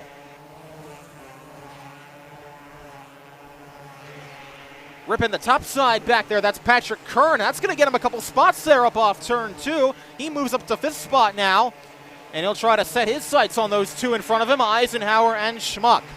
Coming back to the white flag, though, and it is Anthony Yerger with 1 lap to go. Jesse Maurer in 2nd. They're well out in front of Eisenhower, Schmuck, and Kern, who continues to ride the top side, but Anthony Yerger will come off turn 4, and he will win heat race number 1. Jesse Maurer comes back to finish in 2nd. Eisenhower 3rd, then Corey Schmuck, Patrick Kern, Alex Swift, Nate Gibble, Ryan Heckman, Alan Durham, and Brian Shalley rounding out your top 10.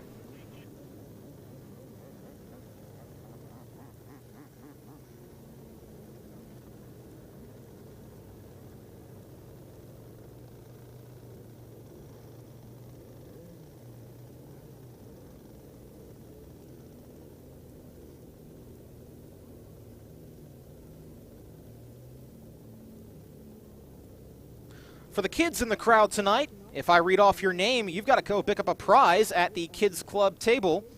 Macy Yo, Mackenzie Murky, Braylee Chant, Alexis Failer, Brittany Drake, Brock Logeman, and Zach Cattrall. Again, if I read off your name, you've got a prize at the Kids Club table. Go pick it up there.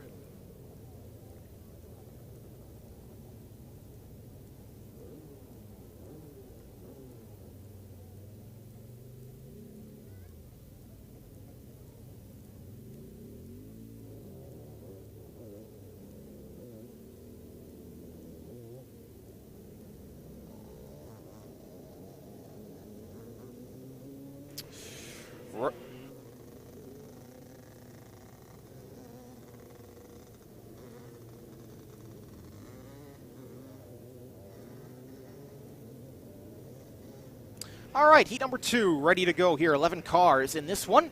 And starting on the pole will be the 41L of Eddie Mort. He'll be joined by Ava Bellinger in the 3 car. Toby Blumenshine in car number 21 will start on the inside of row number 2. Chad Kreiser in the 99K will be alongside of him. Shannon Slaughter in the 53S will be on the inside of row 3. Jack Redkay in the 32. He'll start outside row 3. Ron Ford in the 08 will start alongside Dave Williams in the 21D. Robert Shanneman will start inside row 5 in the 15 car. Chase Laser in the 7L will start outside of row 5. And Courtney Cupp in the 23K starts inside of row number 6.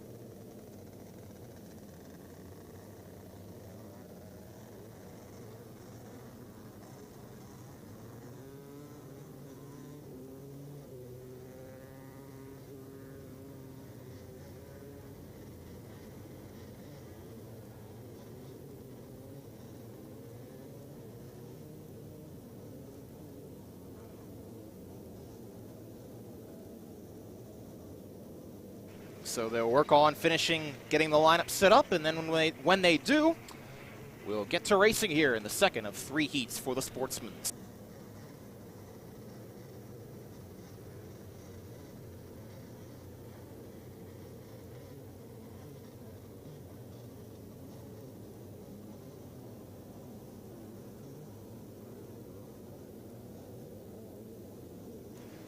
And looks like the 21D of Dave Williams is in the infield. They're going to have to see if they can get that car fixed up. Not sure exactly what the issue is there.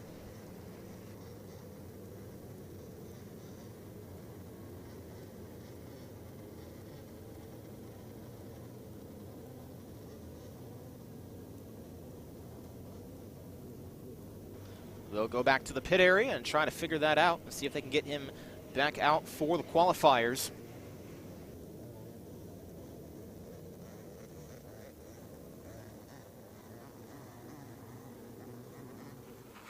Okay, coming to the green flag, it's Eddie Mort on the inside, Ava Bellinger on the outside. They make up row number 1. And into the start zone they go, pretty even off into turn number 3. And still even up off turn 4. Bellinger trying to make that top side work, and she will. But following her through is Toby Blumenshine in the 21. Gonna see if he can make the move and get around the outside of the 3. Bellinger hanging on for right now. Battles on for third behind him. That's Shannon Slaughter making the move on the inside of Eddie Mort. Now Mort gets bypassed by Kreiser, who's through to 4th spot. And now Chase Laser trying to get to the inside for 5th. He'll do the job. Meanwhile, out in front, it's Ava Bellinger, then Toby Blumenshine. Separated by basically nothing, about half a car length. Blumenshine gets a little bit higher up off turn 2, trying to see if he can poke a nose in under her. For now, though, Bellinger hanging on tough, trying to take away the line from Blumenshine, who's trying to peek that nose inside. 3 laps to go. Jack Redkay a little bit off the pace. They'll come up to him, and doesn't look like the leaders will have too much trouble getting by. The pursuit is still on, though, for the race lead for Toby Blumenshine, trying to take it away from Ava Bellinger. It's Shannon Slaughter about half a straightaway back in 3rd spot. White flag is in the air. Bellinger, then Blumenshine. Bumper to bumper, trying to see if Blumenshine can get to the inside. He'll have one more shot. He'll send it in there, and Toby Blumenshine going to make the move in the last set of corners and take home heat number 2. Powered it off in there and made the pass stick. Bellinger finishes 2nd, then Shannon Slaughter, then Chad Kreiser, and Chase Laser round out the top 5.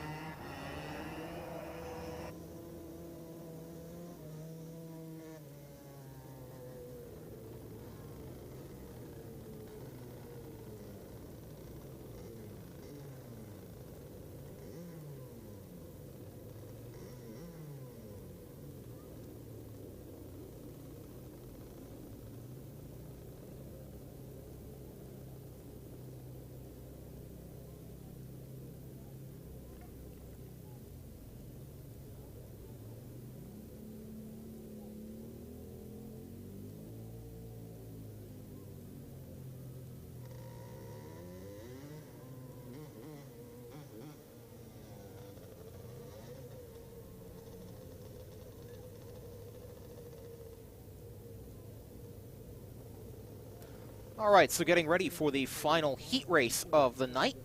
11 Sportsman cars still yet to run, and they'll get a chance here in this third heat to try and rack up some points, see if they can get themselves into the A main.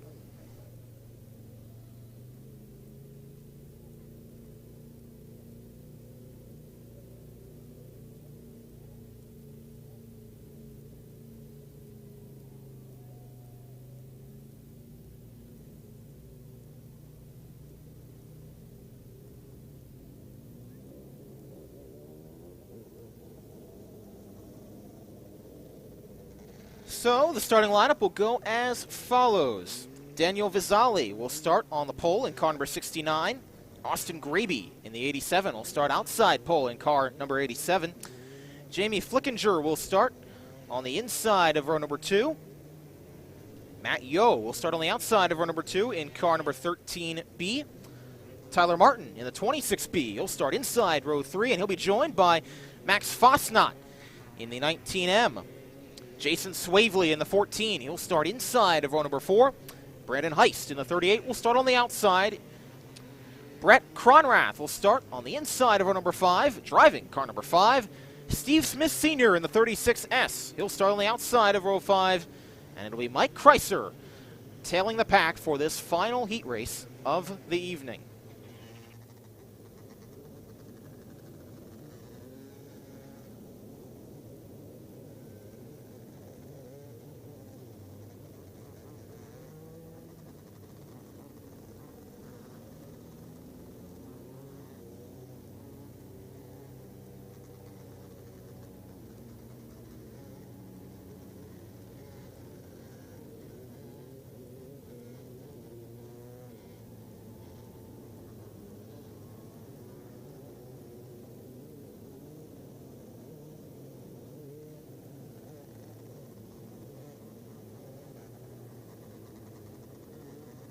Following these heat races, we'll have 10-lap qualifiers for all 4 classes, kind of the second part of the heat races, if that's what you want to call it, to help build up points to try and get your way into the A main tonight. So that'll come for each of the 4 classes following this final heat race event.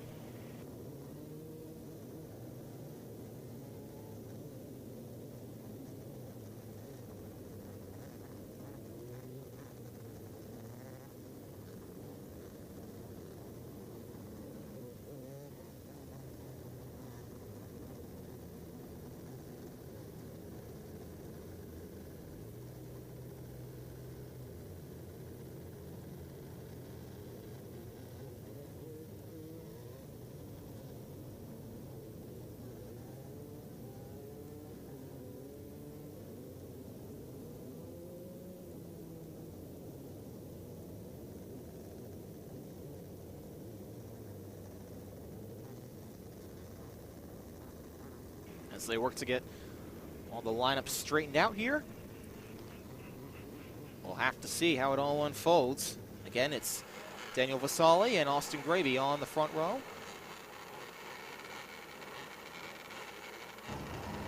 And working on getting everybody else in order here.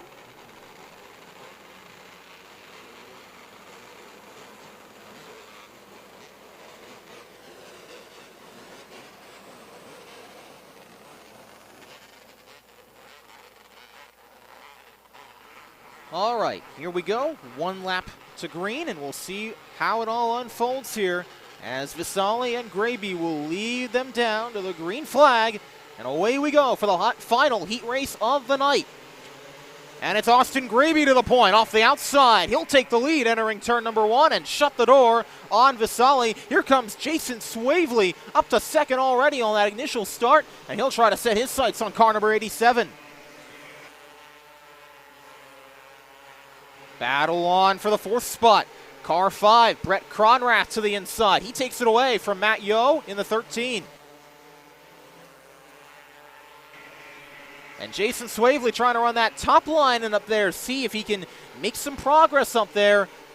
Or maybe just find something for later on in the night. We'll have to see.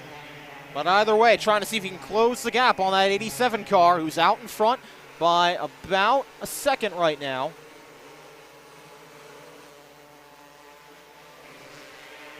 Graby trying to hang on. Battle on for third spot. Cronrath has moved his way up inside of Daniel Vasali for P3. Vasali now trying to hold back the challenge of Mike Kreiser. That won't last long, though. Kreiser to the inside, and he'll make the pass happen up off turn 2. Austin Graby out in front. Jason Swavely getting a little bit closer, but not sure if he's going to have enough time to get there with only 2 laps to go. Austin Graby trying to hang on, coming around to the white flag. 1 lap to go for Austin Graby. And if he can keep everything straight and pointed in the right direction, which he will take heat race number 3 over Jason Swavely, Brett Cronrath, Mike Kreiser, and Brandon Heist rounding out your top 5. Then it's Daniel Vasali, Matt Fosnot, Matt Yo, Steve Smith Sr., and Tyler Martin rounding out the 10 finishers.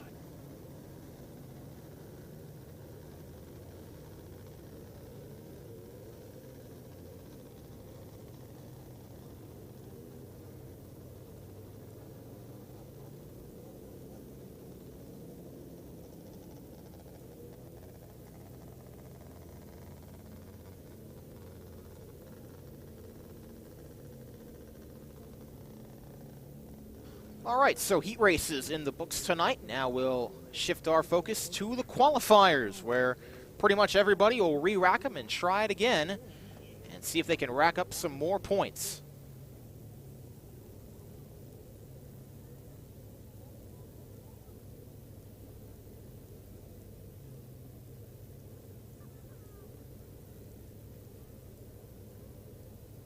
By the way, we want to pay off those weekend race chasing awards once more. These awards, 13 through 24, they're all based off the luck of the draw for the heat winners, as long as they have the stickers and can pull off turn 2 for the photo. All names will be put in a hat, and each day they'll draw 5 drivers, all getting $25.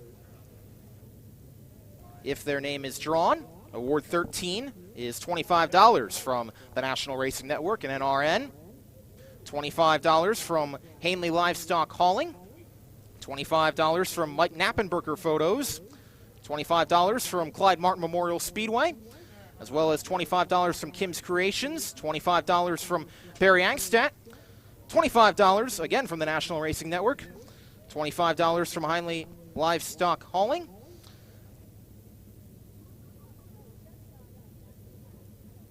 $25 from Hanley Livestock Hauling, $25 from the Clyde Martin Memorial Speedway, $25 from Mike Knappenberger Photos, $25 from Harrington Motorsports, and $25 from the Race Chasing Award Fund. Check out the Race Chasing table set up near the sign in booth for T-shirt and photo sales. All proceeds go directly into our award fund and point fund.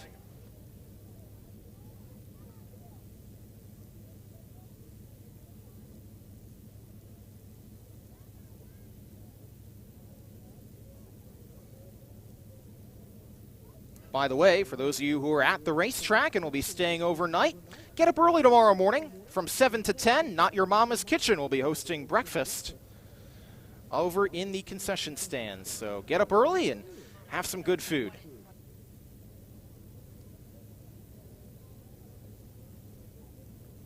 At 600cc Performance, our roots run deep in CC racing. A leader in fuel injection, dyno tuning, wiring, and diagnostics. With over 15 years of experience in building and tuning, you can count on us to get you to the winner's circle. Whether it is diagnostics, sales, or service, 600cc Performance is your source for everything CC racing. Find out more at 600ccperformance.com. Bill Hanna from Easton.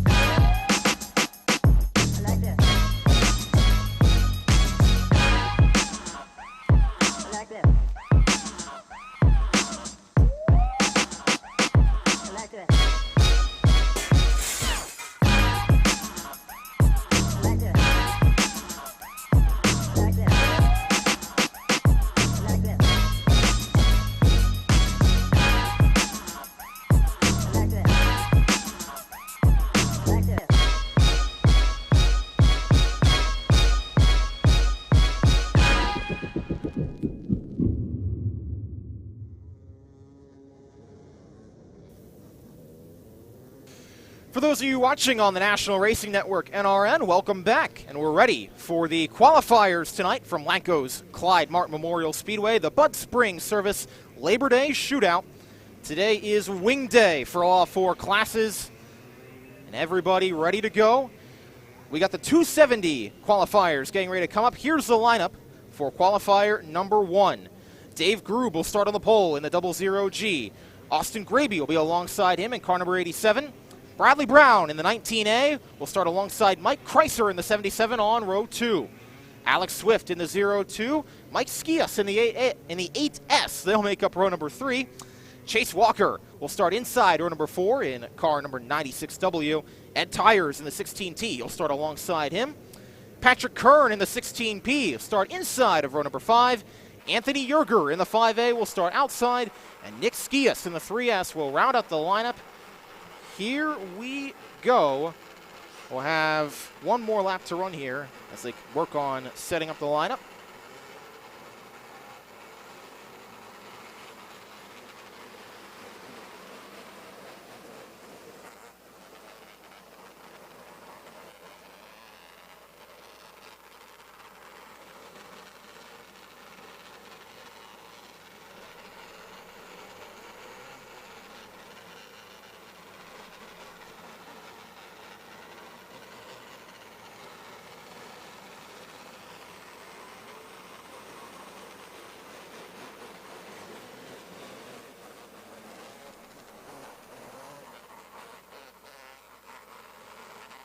All right, here we go. It's Dave Grube and Austin Graby leading them down on the front row.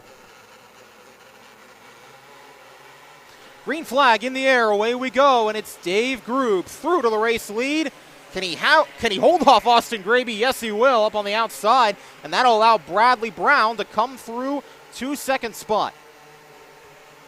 Brown trying to roll the high side and get around Graby for the spot. And he'll clear up off turn number 2 and set his sights on Dave Grube. Through turns 3 and 4, Brown trying to hang on there and see if he can get that momentum up. And Picanot's outside. Now we'll go to the inside, entering turn 3. Grube tries to shut the door, but can't get it done, and they'll race wheel to wheel off turn 4. Give the spot to Grube for now.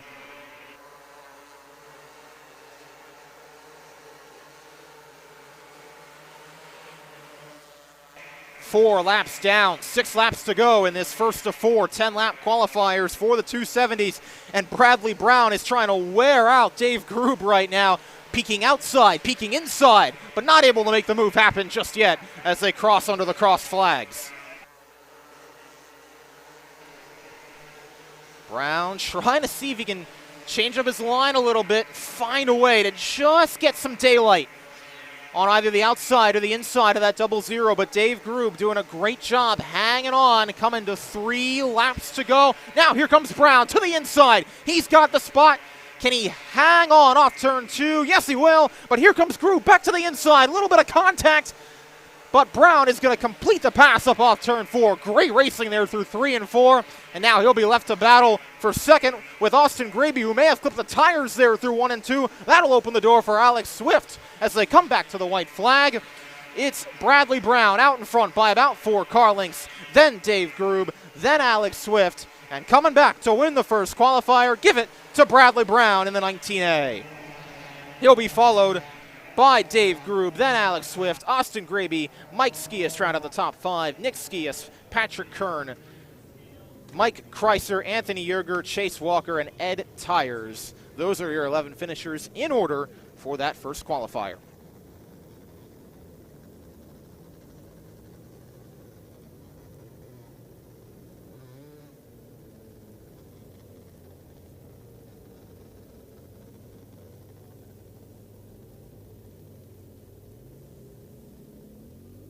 And so now we'll have to get our calculators out and put all those points together, see where that stacks up, everybody. Of course, still 3 more 270 heat races yet to come.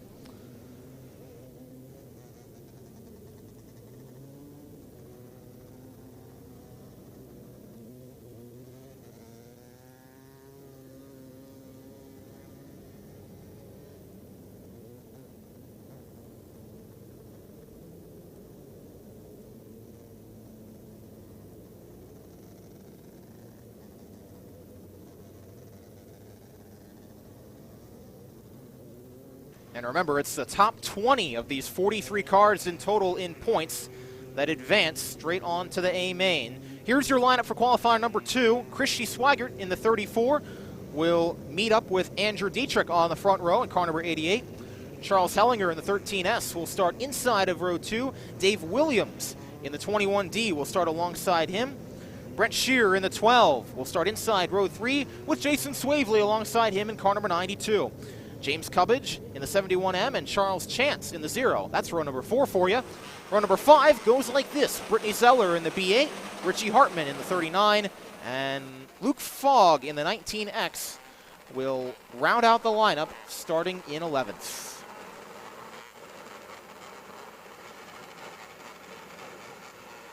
Christy Swigert, as she did in the heat race, will lead them down, and here we go. Gets off to the brake and away through turns 3 and 4. Swigert to the point, but not giving up is Dietrich, trying to try that high side, roll the momentum up top, and try to make the move happen. They race side by side down the back straightaway into turn 3. Give it to Dietrich, and we got contact. Swavely's around and up on his side. One car comes piling in at the end, as the other car involved there was Brent Shearer in the 12, and I believe it was the B8 of Brittany Zeller, the last car to get involved there. But Swavely the one who got the worst of it.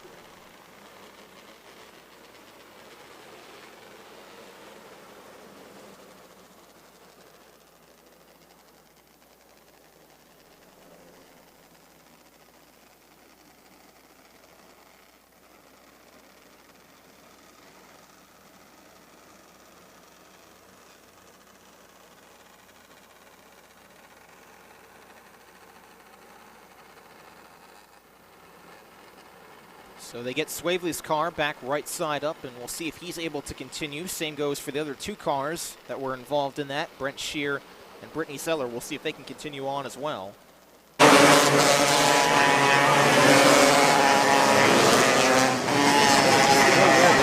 Zeller to go after Swavely.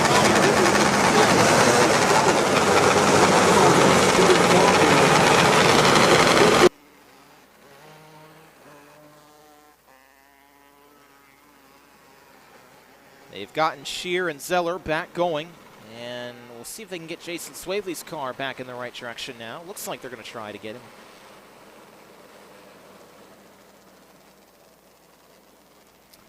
And it doesn't look like that car's got too much damage, at least not apparently, after that slow little rollover.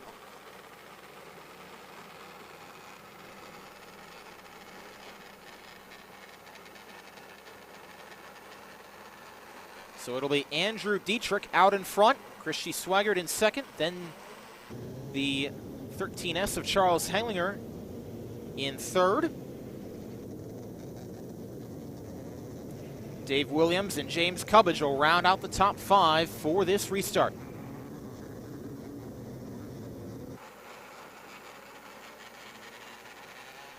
Green flag back in the air, and Dietrich gets away off the brakes. Swigert stays about 2 car lengths behind, and she pulls about 3 car lengths back to the battle for third as it goes off to turn 1. It's Dave Williams and Charles Hellinger, and give it to Williams up off turn 2.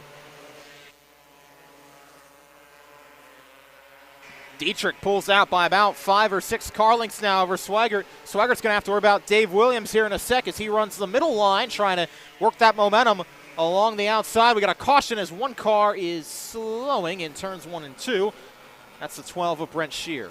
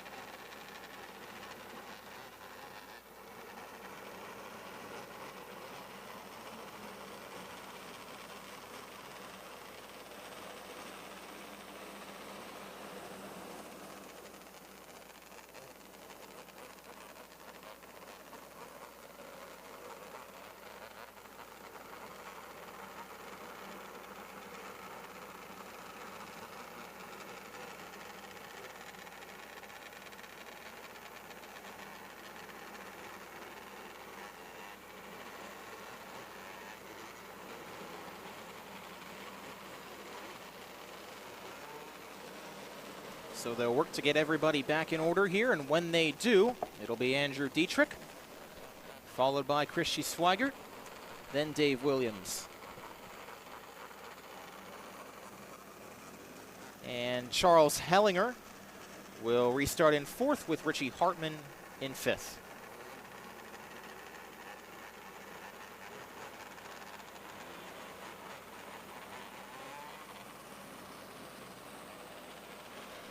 The orange cone gets delivered to the back straightaway, and it's in position now as the drivers get ready to come to the backstretch restart zone. Andrew Dietrich trying to see if he can continue to pull away and win this qualifier, but not without some challenges from behind. 7 laps to go. Green flag back in the air, and Dietrich away to the point. Battle on for second. Dave Williams around the outside of Christy Swigert. Going to make the move happen as we got contact on the back straightaway. See if everybody keeps it straight. Looks like they will. That was Charles Chance along with Charles Hellinger making contact on the back stretch, but they keep it straight.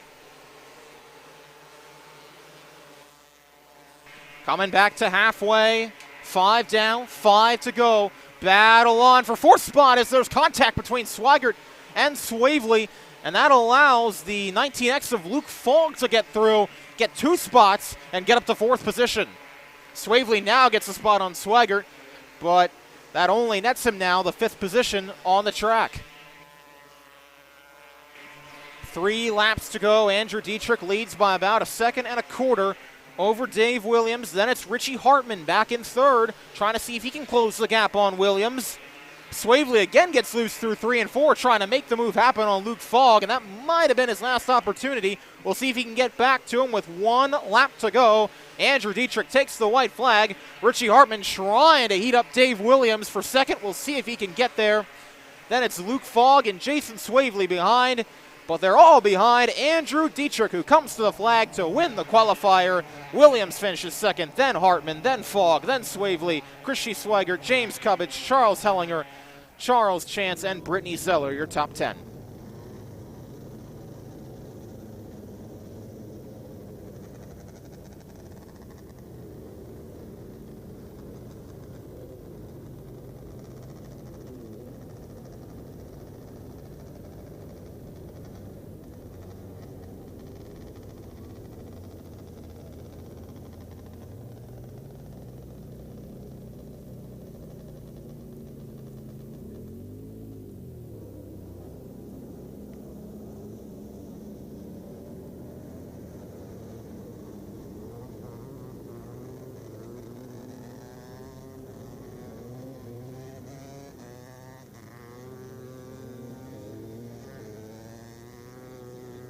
All right, so here we go for qualifier number 3. And on the pole, it'll be Heath Hanley in car number 82.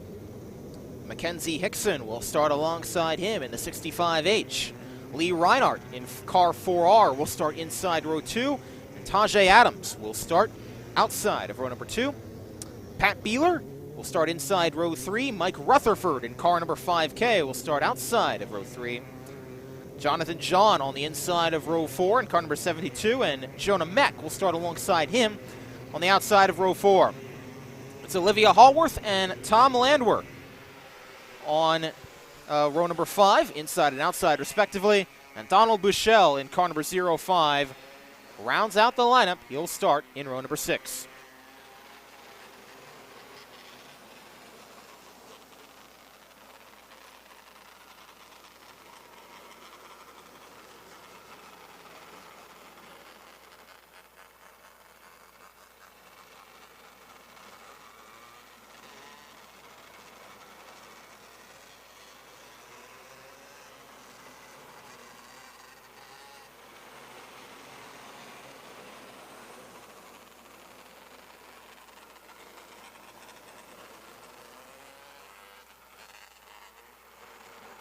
So they'll re-rack them, and we'll run 10 laps here to see what happens.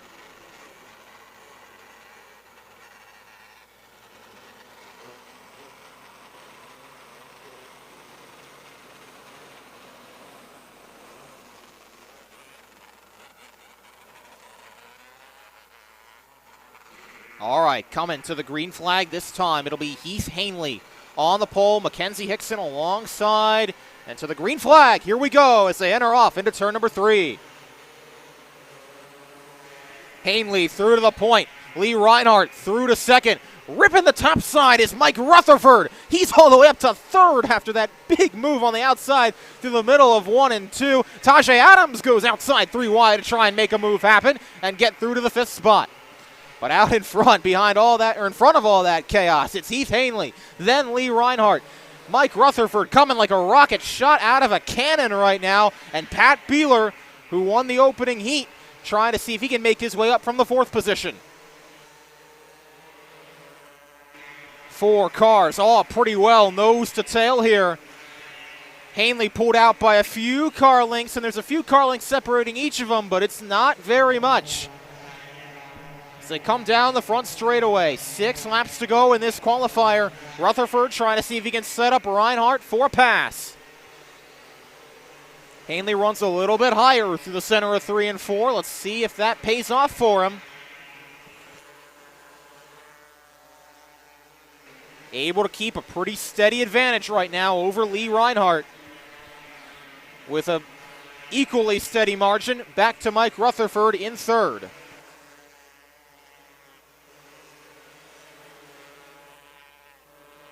Heath Hanley trying to hang on. 3 laps to go and able to stave off the advances from Lee Reinhardt and try to hang on with 2 laps to run in this qualifier. It's Hanley, and now we got a caution as one car is spun around in turn 4. That is Olivia Hallworth in the 44G.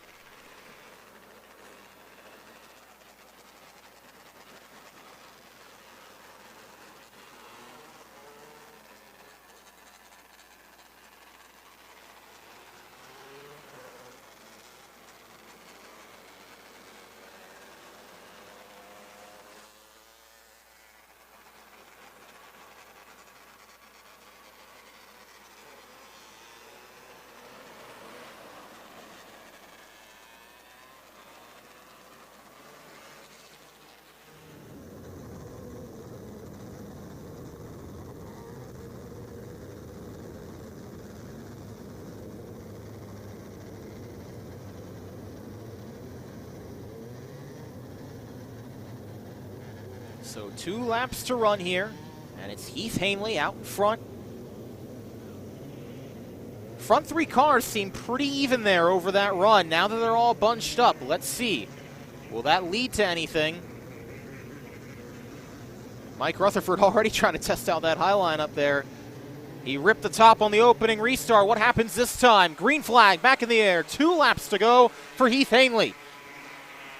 Rutherford again goes top side. Can he get the momentum to try and make a move on Reinhardt entering turn 3? Not going to be close enough. Hanley coming around to the white flag. He's got about a car length and a half over Lee Reinhardt. Rutherford trying to set up a move for second. Not sure he's going to be close enough. Coming around to the checkered flag. Heath Hanley's going to win qualifier number 3, followed by Reinhardt, then Rutherford, then Beeler. Tajay Adams rounding out the top 5. Mackenzie Hickson, Jonathan Johns, Tom Landwer, Olivia Hallworth, Jonah Meck, and Donald Bushell.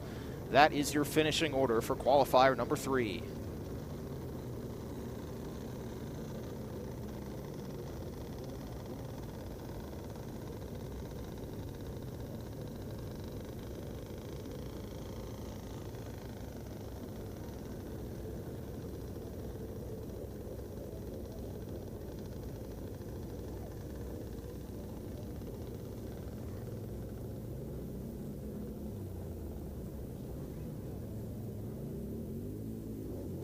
All right, 3 down, 1 to go, and here is the final qualifier for the 270s.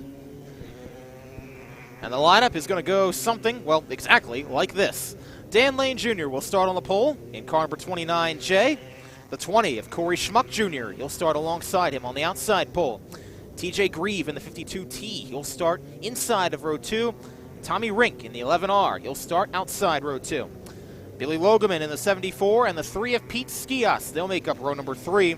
Clinton Hauser in the 22 and Matt Hoffman in car number 21H. That's row 4.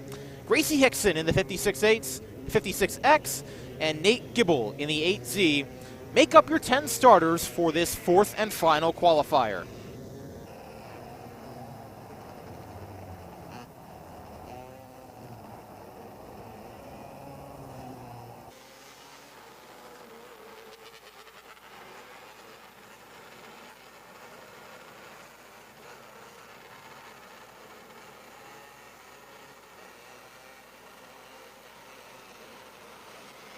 Coming to one to go, this time by Dan Lane Jr. and Corey Schmuck Jr. making up row number one. They will lead the field off into turn number 3 to take the green flag and get to racing here for this fourth and final qualifier of the Labor Day Shootout. Green flag back in the air. Great start from Dan Lane Jr. He gets away, and he allows TJ Grieve to slide up into the second spot.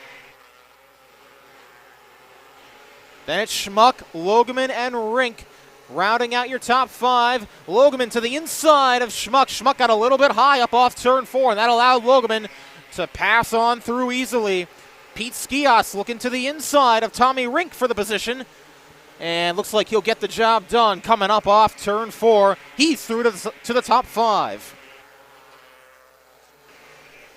TJ Grieve putting on the pressure on Dan Lane Jr. It's about 2/3 of a second separating the two. Skias to the inside of Schmuck, that for 4th spot. Coming around to complete lap number 4. Dan Lane Jr. hanging on, trying to see if he can hang on and win this qualifier. Coming to the cross flags this time by Grieve, not able to get too much closer, but Billy Logeman starting to close in just a little bit. That was until he got off into turn 1. It looks like he's got an issue and is off the pace, and that is going to lead to a caution as Clinton Hauser almost got in the back of him there as Logeman was trying to pull to the inside and pull to the infield. Not sure if he had a tire down or what the deal was there, but Logeman fell off the pace, and that is a tough break for what looked to be one of the fastest cars here tonight.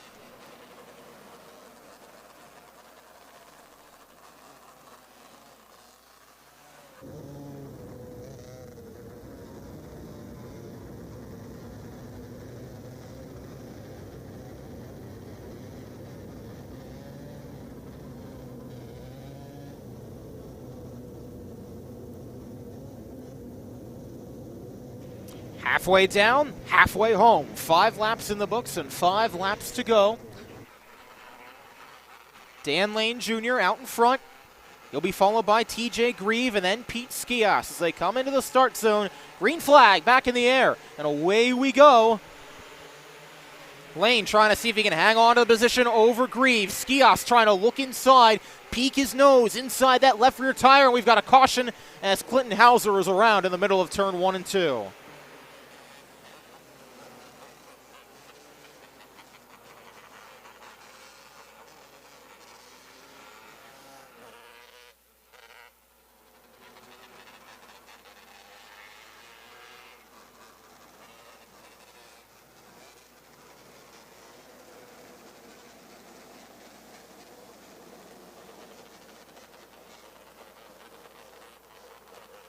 So they'll work on getting Hauser's car back rolling again, and he'll tack on to the back of the field, currently running in 10th.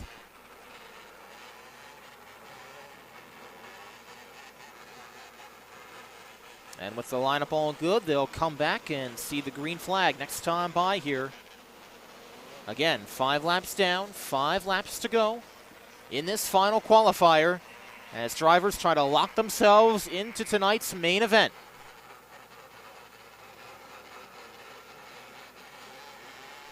Green flag back in the air, and away we go again. It's Dan Lane Jr. again getting off to a nice start. He pulls Grieve by about a car length, and Grieve able to pull Skias by about 3 car lengths up off turn 2.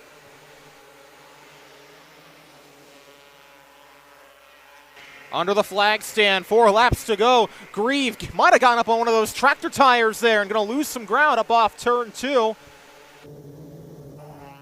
Able to hang on to second spot for now, though, and he'll try to regroup and chase down Dan Lane Jr.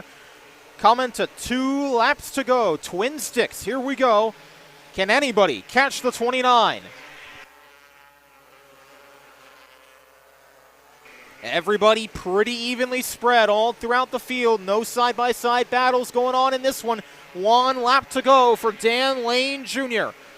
Trying to make his way around, and if he can do so, he'll put himself in a great spot to make the A-main. Checkered flag is in the air. Dan Lane Jr. wins qualifier number 4.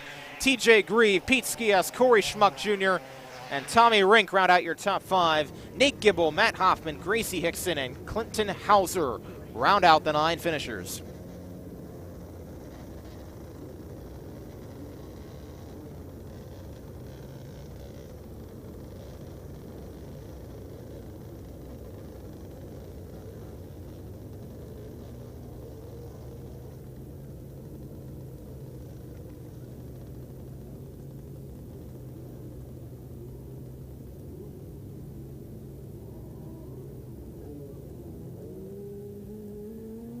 All right, it's 600 time. Here are the qualifiers, first of 4 for them. Nick Groff will start on the pole in car number 16X. He'll be joined by the 11T of Tyler Tank on the outside.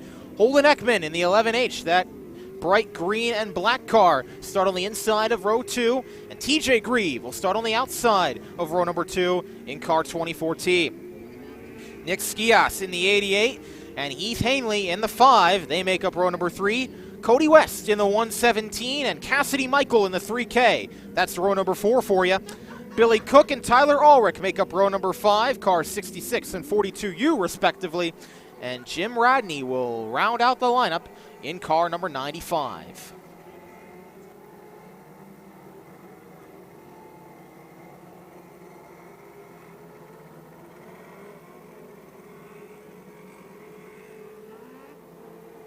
And they'll give TJ Grieve, who was in that last heat race, an opportunity to swap cars and get out there before they go on without him.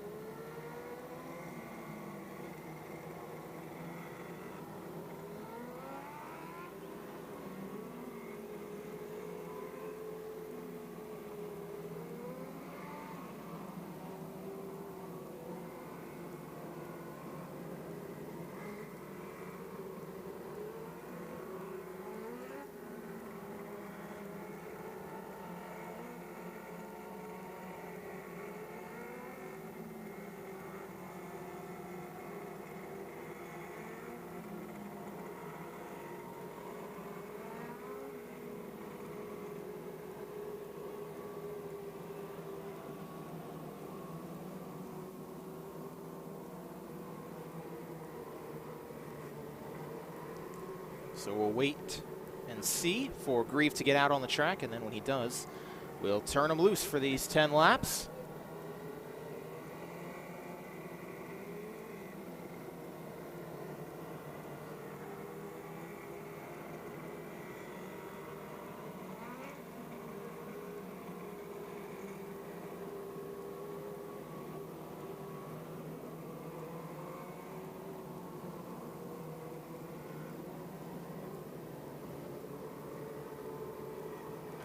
For those of you watching tonight on the National Racing Network, keep in mind a couple events coming up later on in the coming months.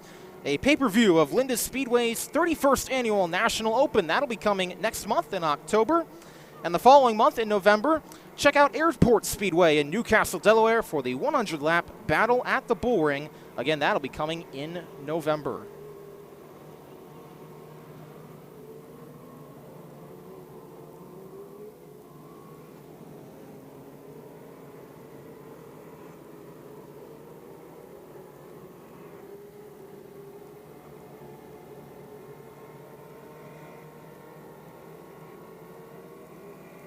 And yes, by the way, we are still looking for lap sponsors for all 4 classes for tomorrow's portion of the Labor Day Shootout. People can sign up and pay at the table next to the Kim's Creations novelty stand.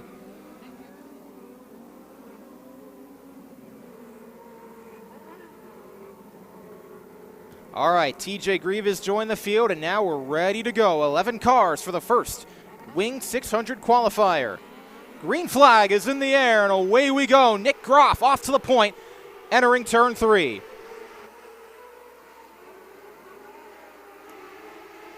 Some go on the bottom, some go on the top.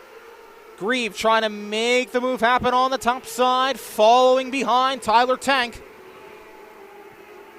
Grieve trying to see if he can poke his nose inside of car number 11. Meanwhile, Holden Ekman and the other number 11 out there, the green and black one, able to slot his way into the 4th spot. Battles on for 5th behind him between Heath Hanley and Nick Skias. Then it's back to Cassidy Michael and the 66 of Billy Cook battling for 7th spot. Grieve trying to look for a way under Tank, pull a slider on him, make a little bit of contact off turn 4, but Grieve gets the move done. Now he'll try to chase down Nick Groff. Running that top side, Groff running the middle, Grieve all the way up on the cushion next to the wall. Can he make it pay off for him? We'll have to see. Tank trying to hold off Hanley for 3rd spot as Hanley tries to make the bottom side work. Now they'll swap lanes through turns 3 and 4, and Hanley will go back to the bottom, entering turn 1. And make the move happen. But here comes Tank back to the inside. Doesn't look like he'll have the momentum, though, and Heath Hanley will be able to pull away for the 3rd spot as we've got a new race leader, TJ Grieve, out in front of Nick Groff. Makes the move happen, coming back to 2 laps to go. Grieve ripping the top side, trying to find his way into the A main. And if he can hang on for one more lap, I'm pretty sure he's going to do just that. TJ Grieve coming through turns 3 and 4, pulling away and pulling himself to the checkered flag. He wins the first qualifier. Nick Groff holds off Heath Hanley for 2nd. Nick Skias gets Tyler Tank at the line for 4th. It's Holden Ekman, Cody West, Billy Cook, Jim Radney, Cassidy Michael, and Tyler Ulrich. That's your finishing order at the end of the 600s qualifier number 1.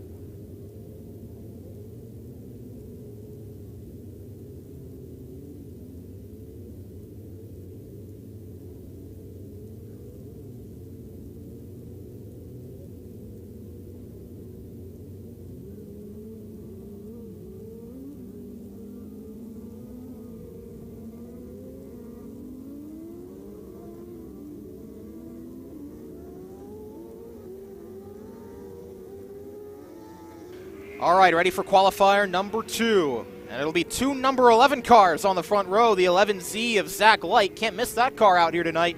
And Dan Souter in the 11. He'll start on the outside. Jeremy Harshman in the 163 and Jason Swavely in the 77 make up row number 2.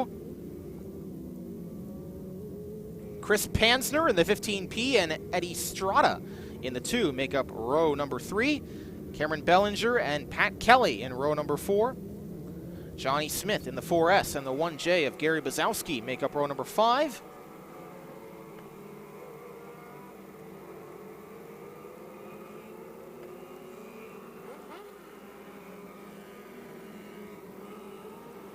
And it doesn't look like Dallas Sanders in the 94 will be able to join the field, so here you have it, 10 cars for 10 laps, trying to clinch a spot in the A main.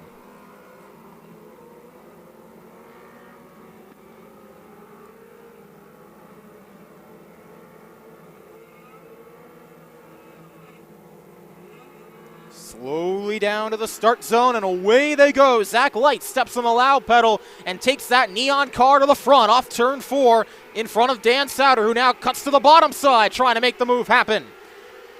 They race side by side off into turn 3. Souter trying to make the move happen, can't clear Light off turn 4, and they'll race back to turn 1. Now he'll make the move happen, but Light gonna try and cross him back over, entering turn 3.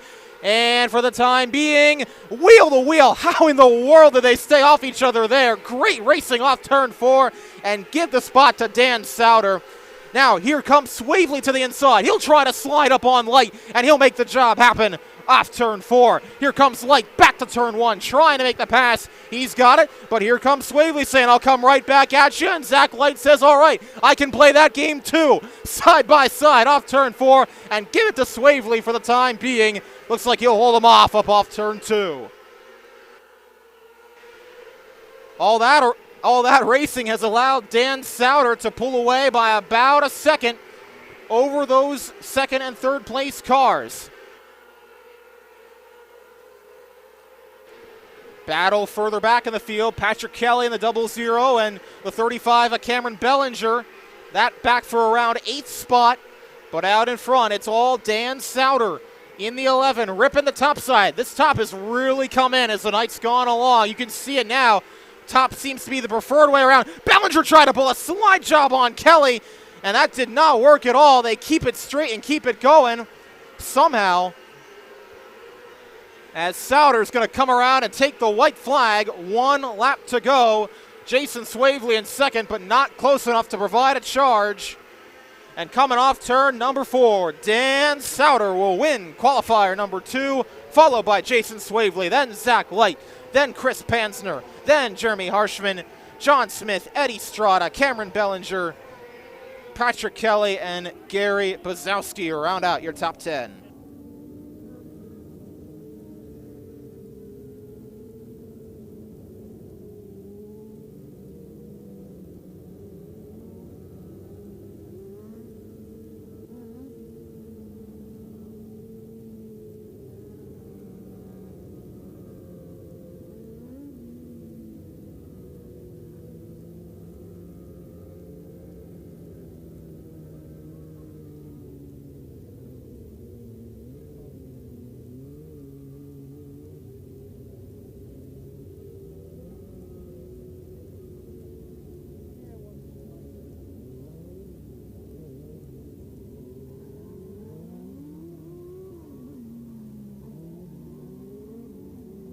The participants in qualifier number 3 taking to the track now, and it'll be Austin Bishop, car number 9, on the pole.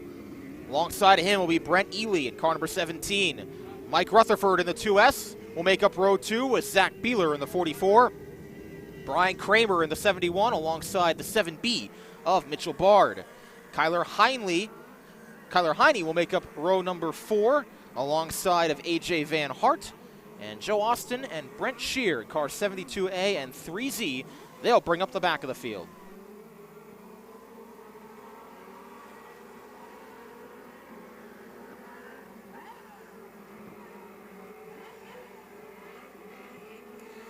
To the backstretch start zone they come. Green flag in the air, and Austin Bishop gets away to the point.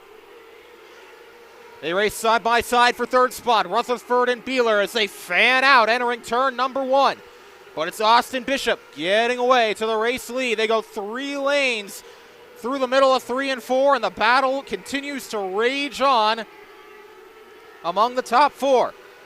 Here comes Beeler to the inside, trying to pull a slider on Ely, and he makes the job happen up off turn 4. He'll hang on to the second spot, ripping dirt off the wall there at the exit of turn 2. Here comes Rutherford inside. He tries to pull a slide jump on Ely, and Ely says, all right, I'll come back on that. Entering turn 1. Brent Ely trying to make the move happen. Got checked up Brian Kramer there up off turn 2. And Rutherford able to get his way back in front with a nice move off turn 4. They'll settle down for now. Battle on for the race lead. Zach Beeler drives it inside of Austin Bishop, and Bishop will come back at him entering turn number 1. Nice job, though, by Beeler to ride the top side and take the lead away off turn 2, finish the pass, and now he'll try to see if he can pull that 44 car away and out in front, as we've got a caution.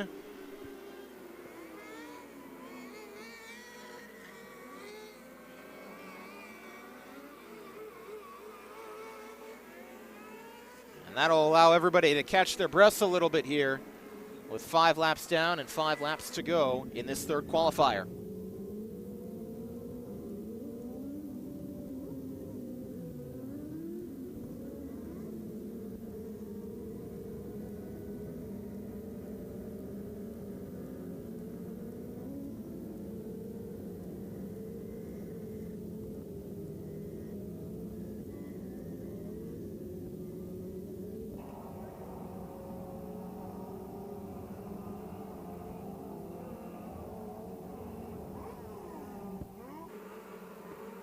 All right, they'll come back to the green flag. This time by, it'll be Austin Bishop leading Zach Beeler. Bishop led at the last completed green flag lap, so Beeler's got to do it again.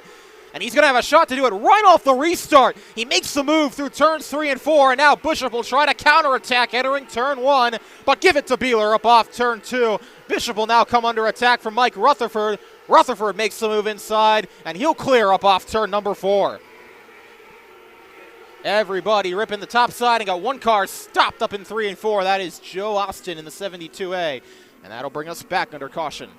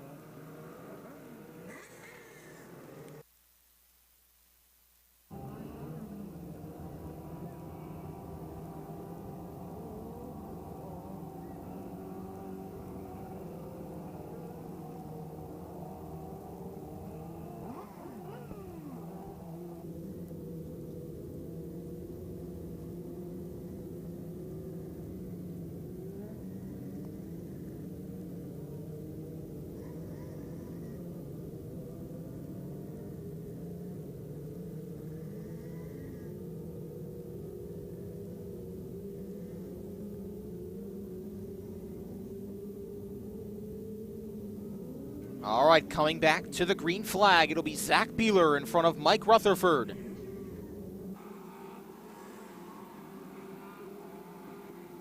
Then it'll be Austin Bishop, Brent Ely, and Brian Kramer rounding out the top 5.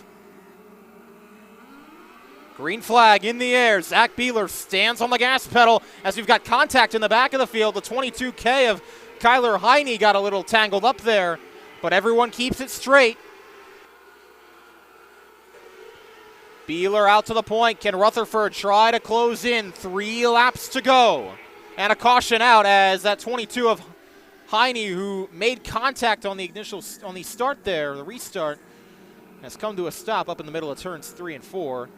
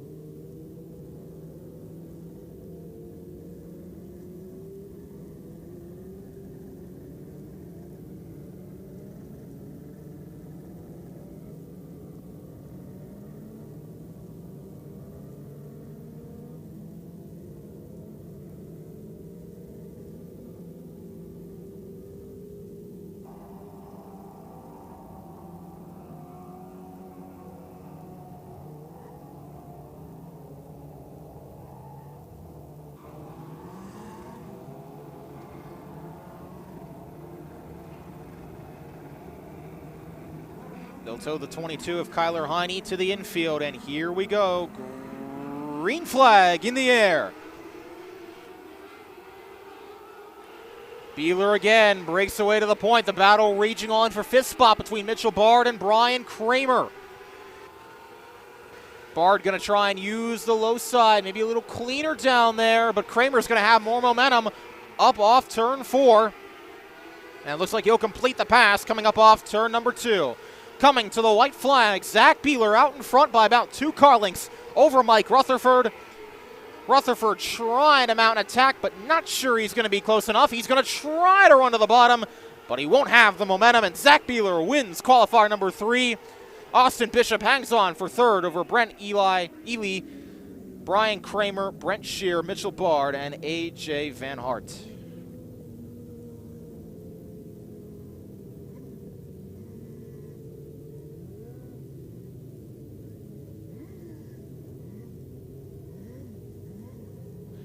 Race fans, we are still looking for lap sponsors for all 4 classes for the Sunday wingless portion of this Labor Day shootout. People can sign up and pay at the table next to the Kim's Creations novelty stand.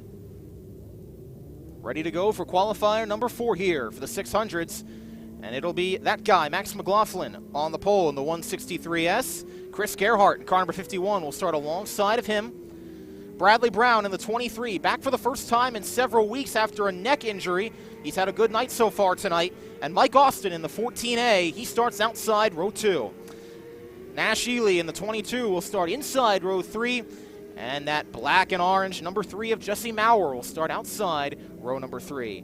Aaron Espenshade in the 1E. He'll be inside of row 4. He'll be joined by another 1 car, Willer Kuski, on the outside of row 4.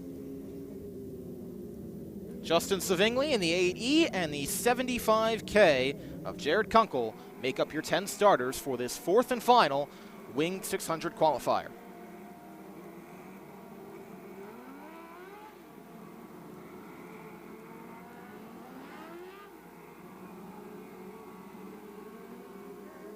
Lights are out. The flagman gives the 1 to go signal.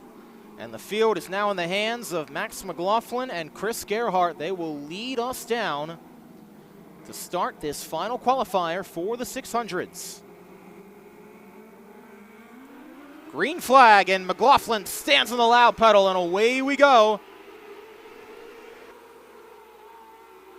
Trying to come back on the inside. Here is Gerhardt trying to see if he can make a move happen. Not going to do it.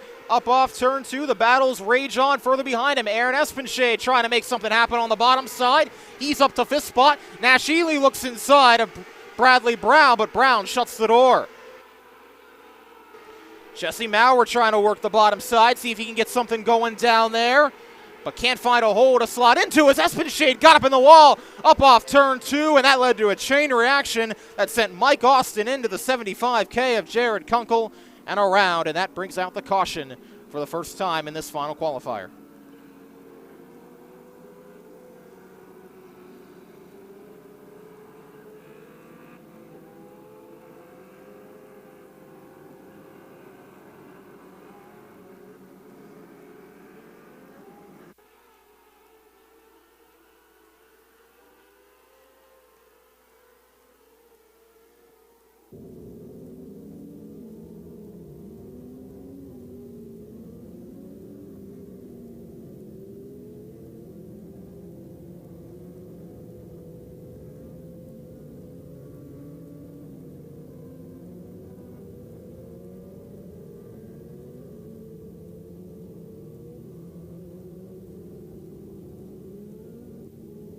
All right, coming to 1 to go this time. It's still Max McLaughlin out in front.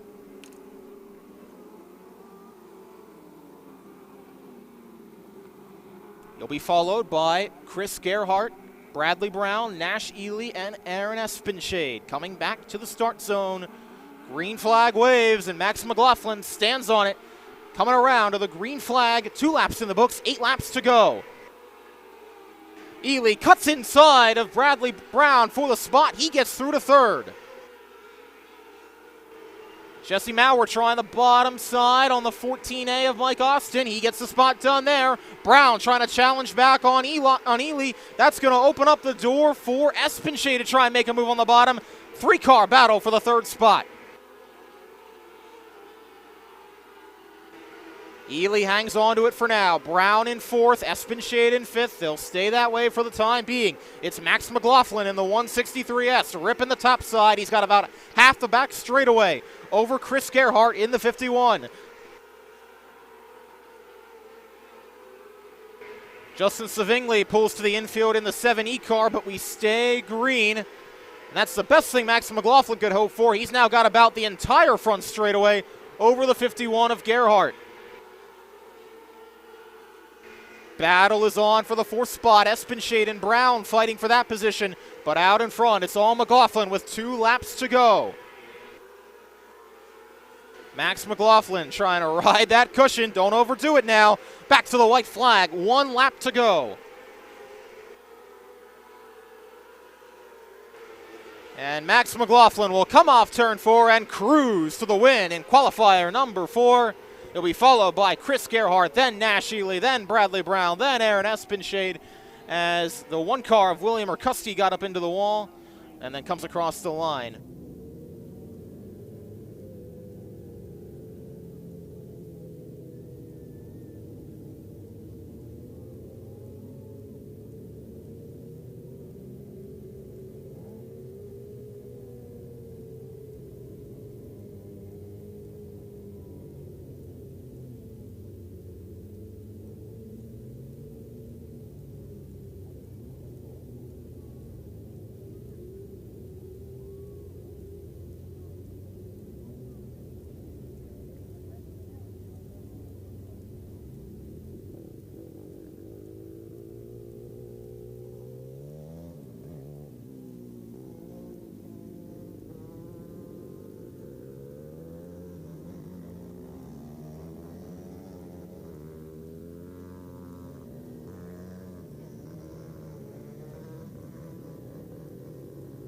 If you are the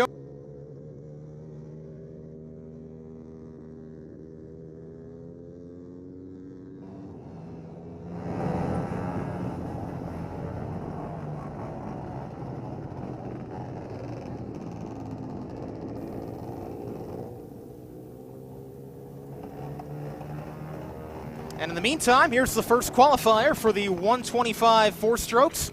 It'll be Sam Borger in the 0-4, starting on the pole with Nathan Weidman alongside in car number 25W. Dylan Yingst in the 112. He'll start alongside Mike Glass in the 6 car. Mike Cohen in the 26C and Marty Bryan in the 16. They make up row number 3. Logan Road in the 24 and Jared St. John in the 22. That's row 4 for you. And it's Jesse Nocera in the 62 with Sarah Baror in the 78, making up the 5th and final row.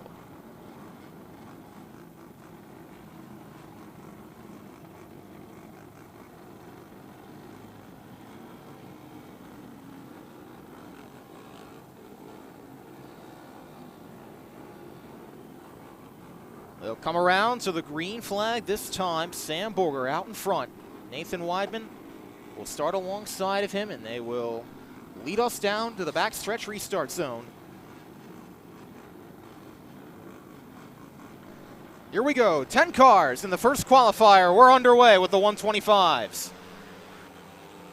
And side by side down the front straightaway, Borger and Weidman's going to shut the door entering turn 1 and make the move happen. Here comes Mike Glass to the inside, and he makes the move happen for the 2nd spot. Borger in trouble now, getting attacked by Marty Bryan in the 16, who we saw make some big moves in that heat race into that earlier victory. Let's see if he can make his way back through in the qualifier as well. Cohen gets under now for the 4th spot. And now the 04 will be left to challenge with the 24 of Logan Road.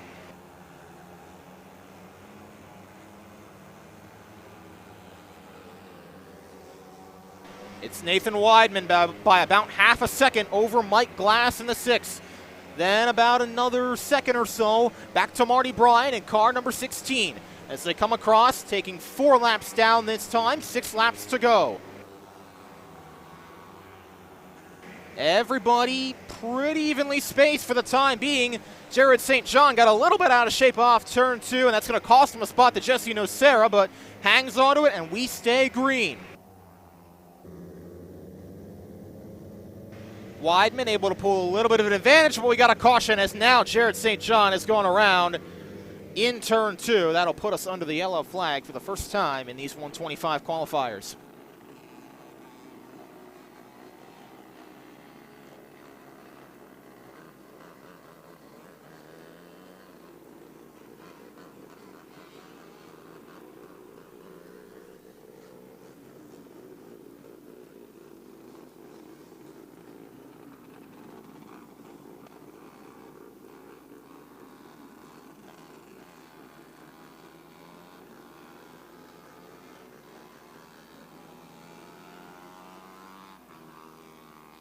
So they'll get Jared St. John caught back up. He'll tack on to the back of the field. And we will re-rack him and try it once again with Nathan Weidman out in front.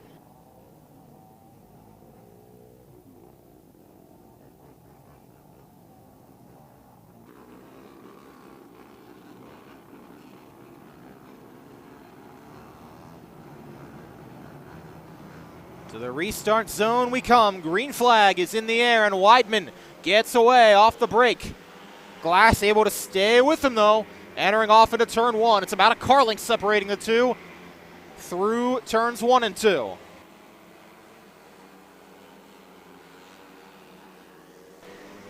Marty Bryan trying to see if that high line's going to work for the 125s tonight. He's running up there, seeing if he can make a move happen and get a little bit closer to the 6 of Mike Glass. Glass trying to inch his way in on the 25 of Weidman.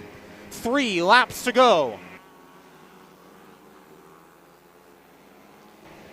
Weidman hugging those white tractor tires down through 3 and 4. Now Bryan joins the front 2 down there. What is he going to do in turn 1? He'll stay down there for the time being. 2 laps to go. Make it a lap and a half now as they come to see the white flag.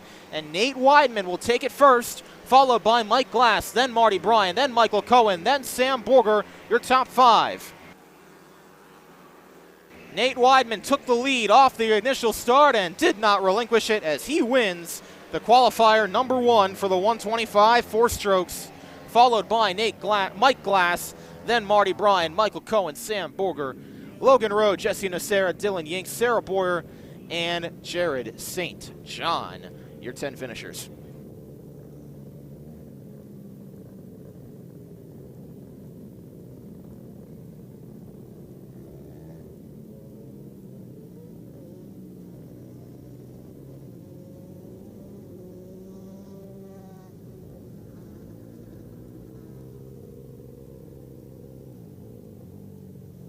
Once again, if you were the owner of a blue Toyota Matrix with the Pennsylvania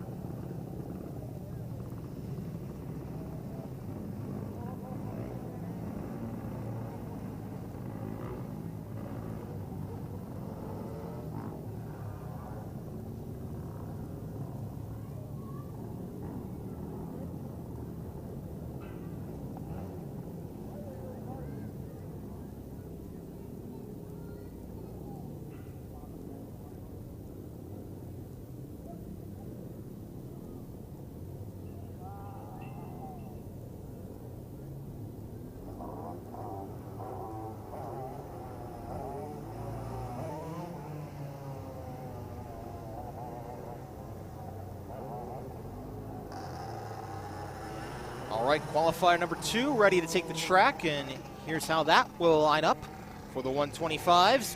It'll be Drayson Laser in the 62 LR making up the pole along with, making up the front row along with Tyler Martin. He'll be on the outside of row number 1. Kenny Bushy in car 3X will make up row number 2 with the 57K of Cassidy Michael. Holden Ekman in the 11H will start alongside Cliff Bryan in car number 99, that being on row 3. Chase Laser in the 7L. He'll start inside row 4, starting 7th. Ron Crossley in the 55C. He starts in row number 4 on the outside. And making up row 5, that'll be Will Watson in the 32 and Kyle Lindsay in the 28.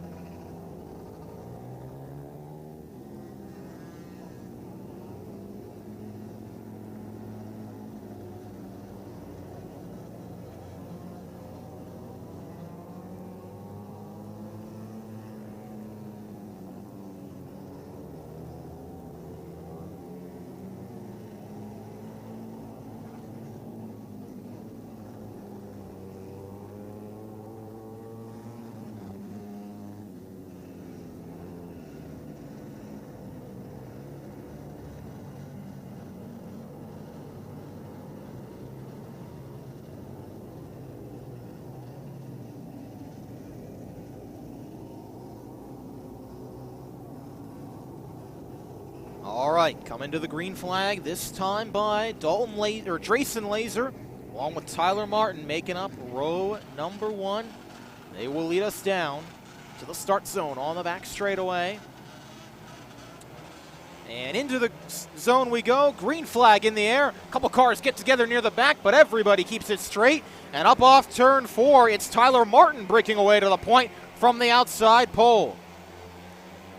Look at Cliff Bryan up there on the top side. He made up about 3 spots there in that opening couple of corners. Cassidy Michael is through to second spot, but watch that 99. Cliff Bryan trying to rip the top side and see if he can make the move happen. Meanwhile, battle on for 5th spot. That's between the 3X of Kenny Bushy and the 7L of Chase Laser. That singles out for the time being.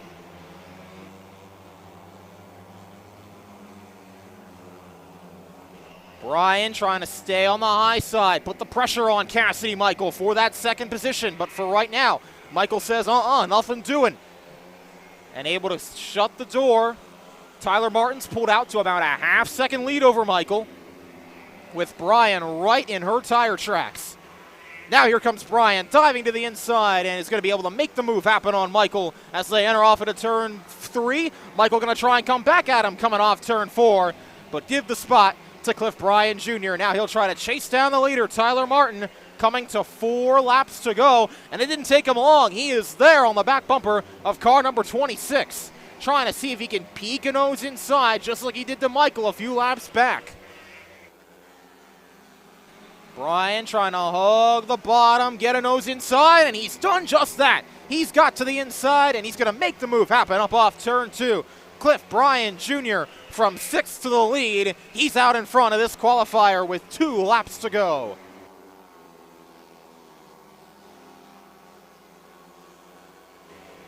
Everybody singled out around the racetrack, coming to the white flag. Cliff Bryan Jr., 1 lap to go to try and make sure that he'll be a part of tonight's A main for the 125 4-strokes.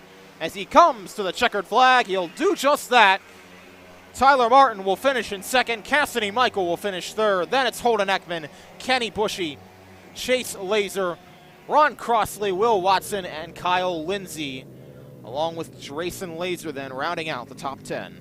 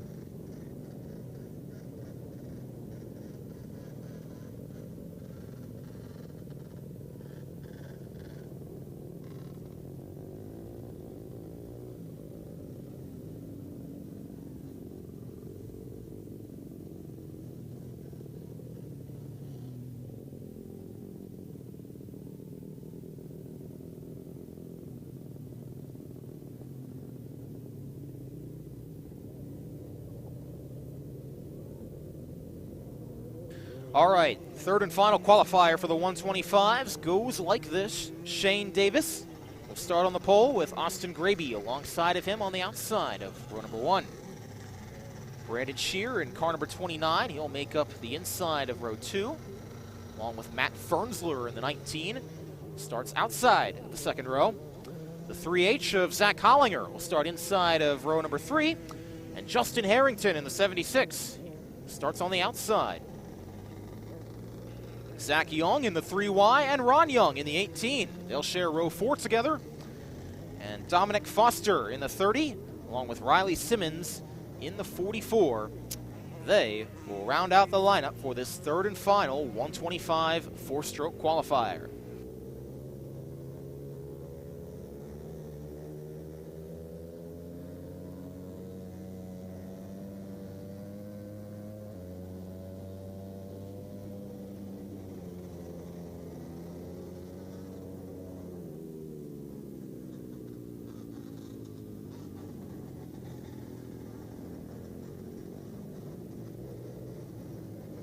Riley Simmons in the 44 not going to be able to take the flag, so it's 9 cars. Here we go. Green flag is in the air, and Shane Davis fires off into turn number 3, ahead of Austin Graby, ahead of Matt Fernsler and Brandon Shear.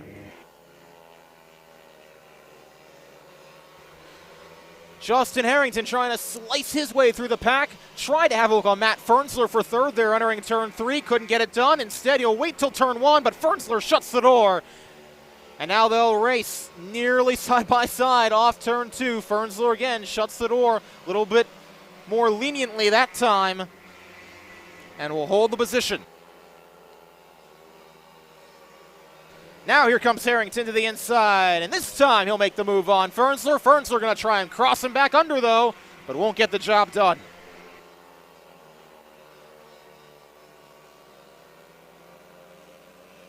Harrington now going to try and see if he can chase down Graby for the race lead, or for second, my apologies, behind the race leader, Shane Davis, who's pulled out by about 0.7 of a second.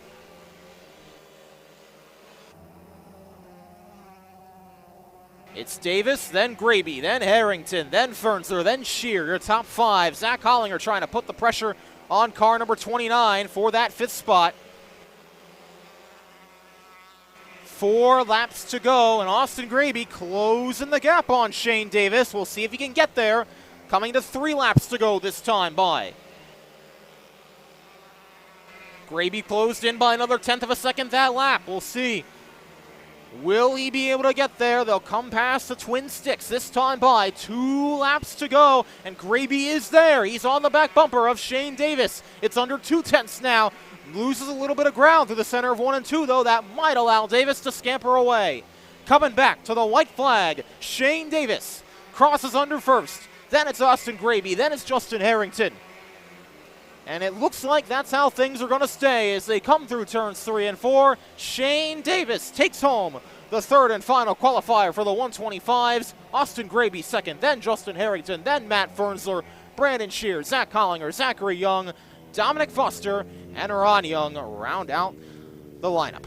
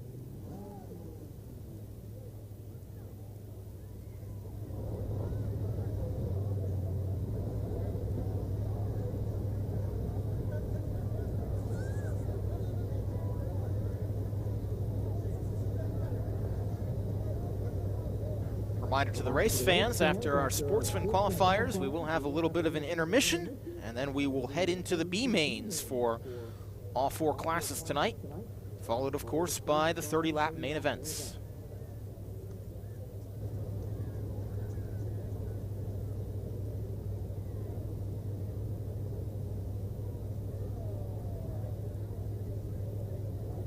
Free Geek Pen is an electronics recycling center which specializes in restoring electronics to usable condition. They turn salvageable parts from donated equipment into working electronics for those on a budget. The best part is your old gear doesn't end up in a landfill. Free Geek Pen also does computer repair. Find them online at freegeekpen.org. Give them a call at 717-721-2494 or stop by the shop on Main Street in Ephrata. Think freegeekpen.org.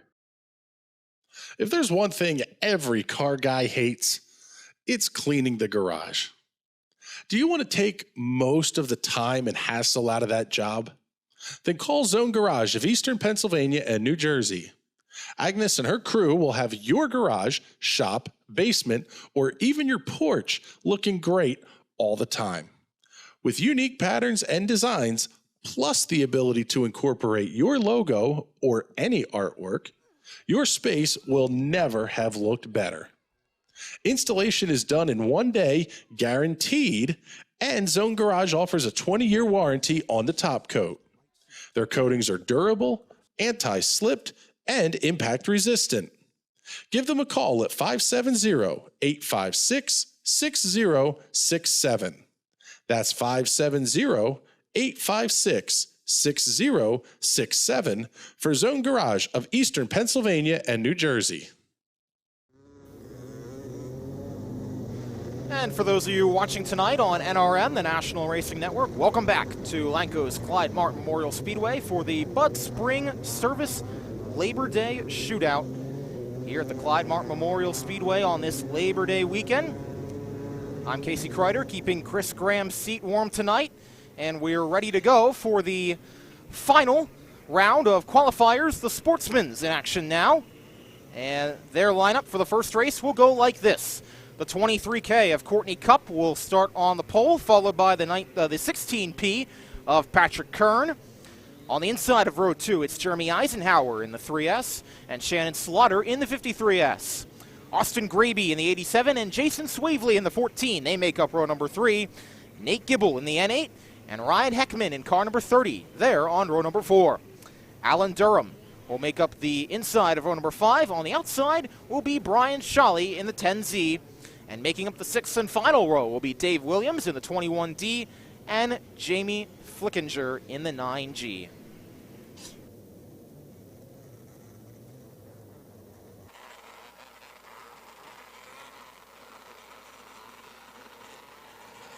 First to 3 qualifiers for the Sportsmans, and here we go. Courtney Cup leads them down, green flag in the air, and we're back underway, and right away, Jason Swavely to the outside, trying to make some moves happen from the 6th starting spot. Gonna try and ride the top side and see what he can get up there.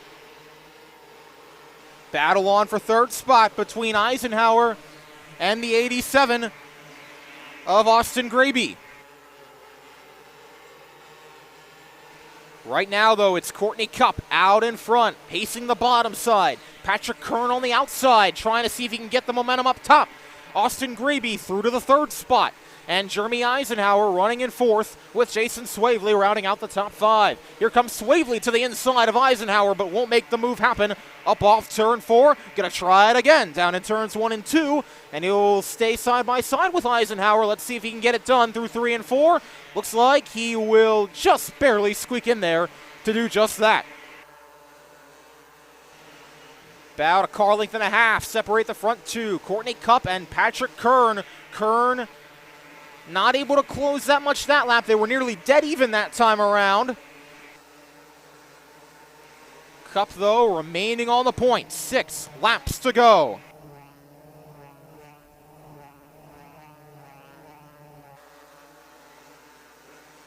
Single file all the way back through the field. Courtney Cup.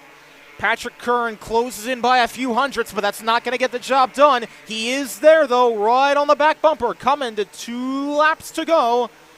Can he get there on Courtney Cup? We'll have to see. Does he have enough time? Does he have the opportunity to make a move? He's got 3 more sets of corners to negotiate with, and we've got a caution.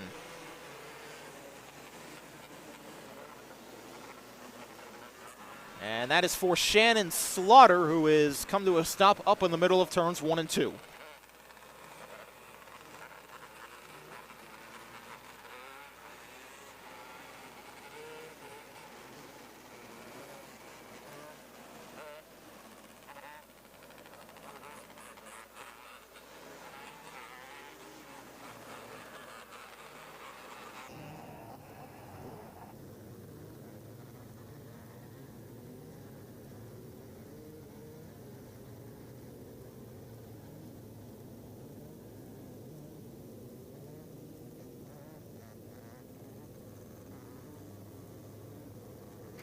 Looks like they'll push Slaughter's car into the infield. And with that, lights will go out. And we'll have 1 more lap under caution before they come back under green flag conditions with 2 laps to go in this qualifier.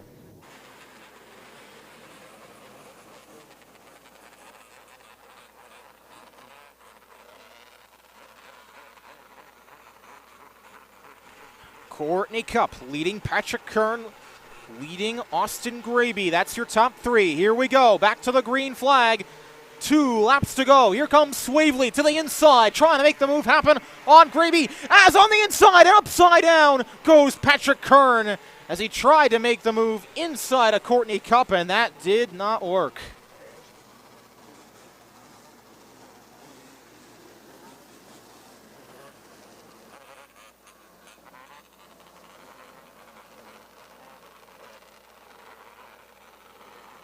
Kern tried to make a dive there on the inside of Cup, thought he had a hole, but that hole closed quickly, and he paid the price for it.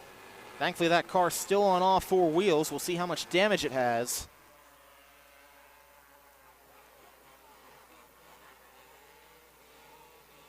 Jason Swavely and Brian Shawley did a nice job also avoiding that.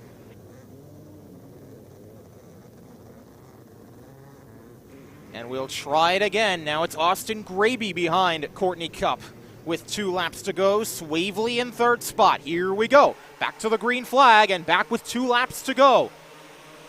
Swavely going to look to the inside of Graby. Graby going to try the high side.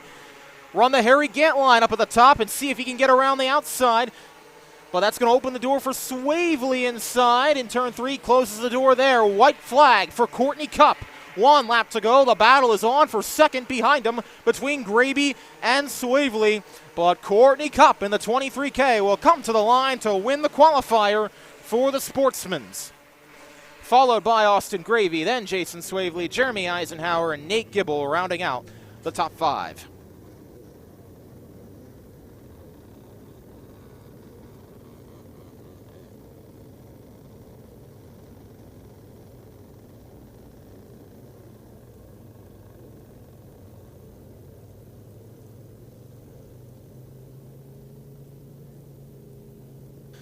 By the way, race fans, drivers will be going through the stands just before the intermission to do a helmet drive for Jason Boyer, so keep an eye out for that as we come to the end of these Sportsman Qualifiers.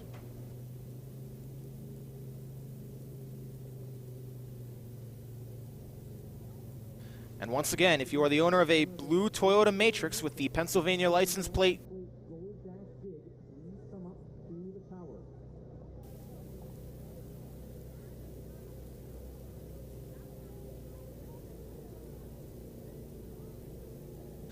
getting ready for Sportsman Qualifier number 2.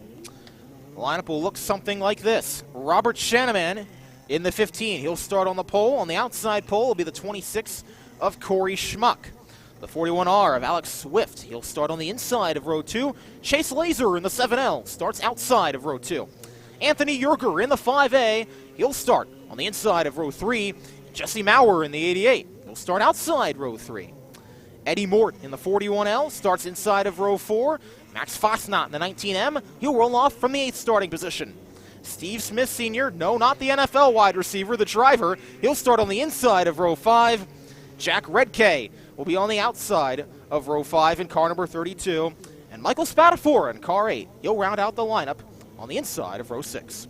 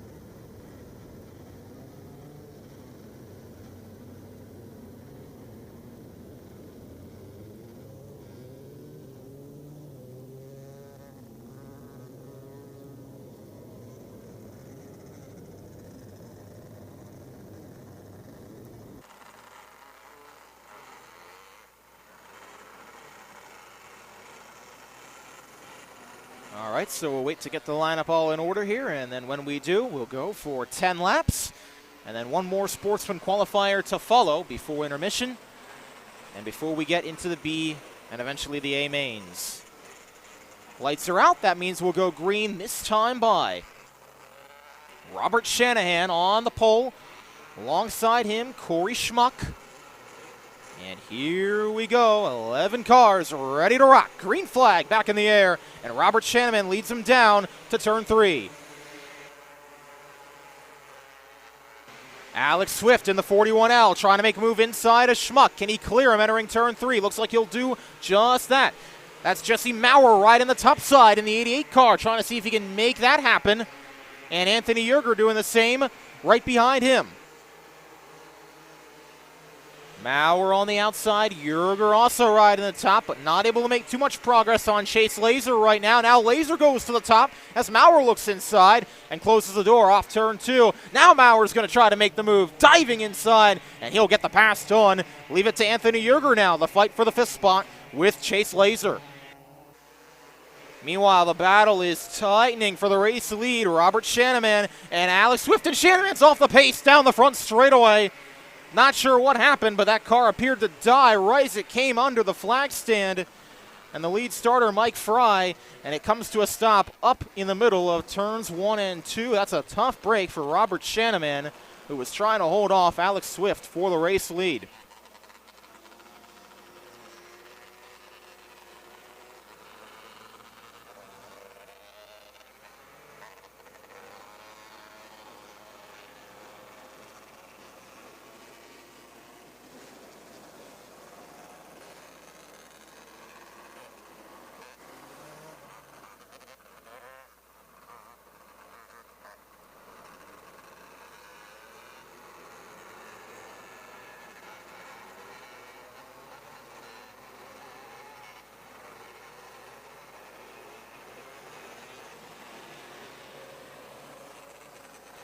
Coming to 1 to go this time, and Alex Swift inherits the race lead.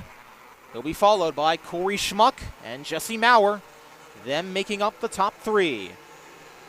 Green flag back in the air, and away we go.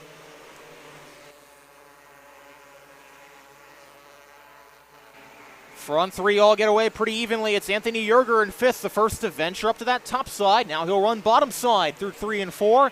See if he can make something happen down there. Maurer now ripping the top, and Laser's off the pace off turn 2. Looks like he's back to speed though, but lost the spot to Anthony Yerger in the process. Front 4 cars all pretty well spaced out. Alex Swift out in front with 3 laps to go. Schmuck behind him, then Jesse Maurer, then Anthony Yerger, and then Nate Laser. That's your top 5. Coming back to 2 laps to go. Swift's going to have to negotiate with the lap car of Jack Redkay. Will do so easily down the back straightaway, and he'll see the white flag this time by 1 lap to go for Alex Swift. Corey Schmuck behind him, then Jesse Maurer, then Anthony Yerger, and then Chase Laser rounding out your top 5. Rounding turn 4, Alex Swift will win the 2nd qualifier for the Sportsmans, followed by Corey Schmuck, then Jesse Maurer, then Anthony Yerger, Chase Laser, Max Fosnot, Eddie Mort, Michael Spadafora, Steve Smith Sr., and Jack Redkay, who finished 1 lap down in 10th.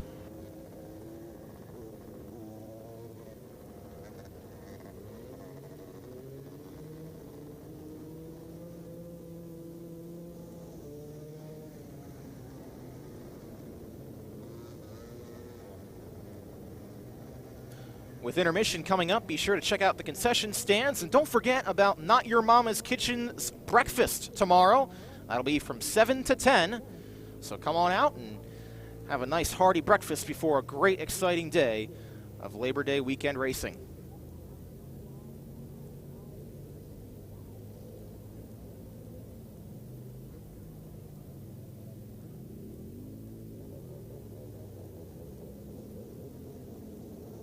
Okay, so the final qualifier of the night lines up like this. Brandon Heist in car number 38. He'll start on the pole. Outside of him, the 99K of Chad Kreiser. The 3 of Ava Bellinger and the 77 of Mike Kreiser. They make up row number 2. Brett Cronrath and Toby Blumenschein, who won the heat race earlier with a last corner pass of Bellinger, will start on row 3. Daniel Visali and Matt Yo will make up row number 4 in cars 69 and 13B, respectively. Ron Ford in the 08 and the 26B of Tyler Martin. They make up row number 5, and Princess Page will round out the starting lineup in car number 128.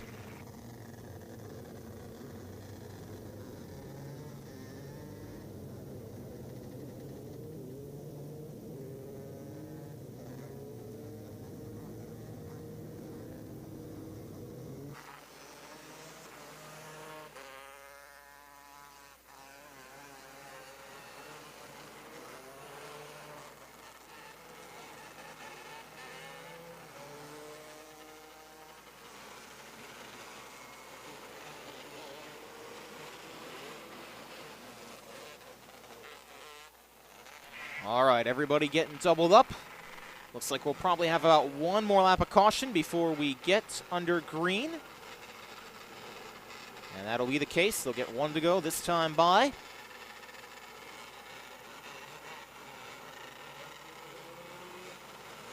And the field in the hands of Brandon Heist.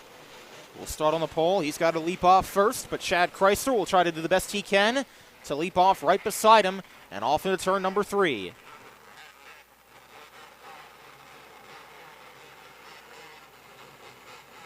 All right, here we go. Brandon Heist takes him down to the green flag, gets a great start, which allows Ava Bellinger to get through to the second spot, past Chad Chrysler. And off they go, down to turn 1 for the first time. Bellinger and Chrysler race side by side. Now Cronrath will stick a nose down in there inside the 99K of Chrysler. They'll race side by side down the front straightaway, and Cronrath will try to make the pass happen up off turn 2. Not going to be able to do it quite yet, but he'll clear entering turn 3. How about Blumenshine driving it in there, able to pass Mike Chrysler and try to get the other Chrysler, Chad, in the same move. Now he'll try to go around the outside and see if he can make it happen. Cross back under and make the move entering turn 3. Toby Blumenshine looks to have a bit of a rocket tonight. He's up to the 4th spot. We'll see what he can do over these final 7 laps. And we've got a caution on the racetrack for the 08. That is Ron Ford, who has spun around in the middle of turns 3 and 4.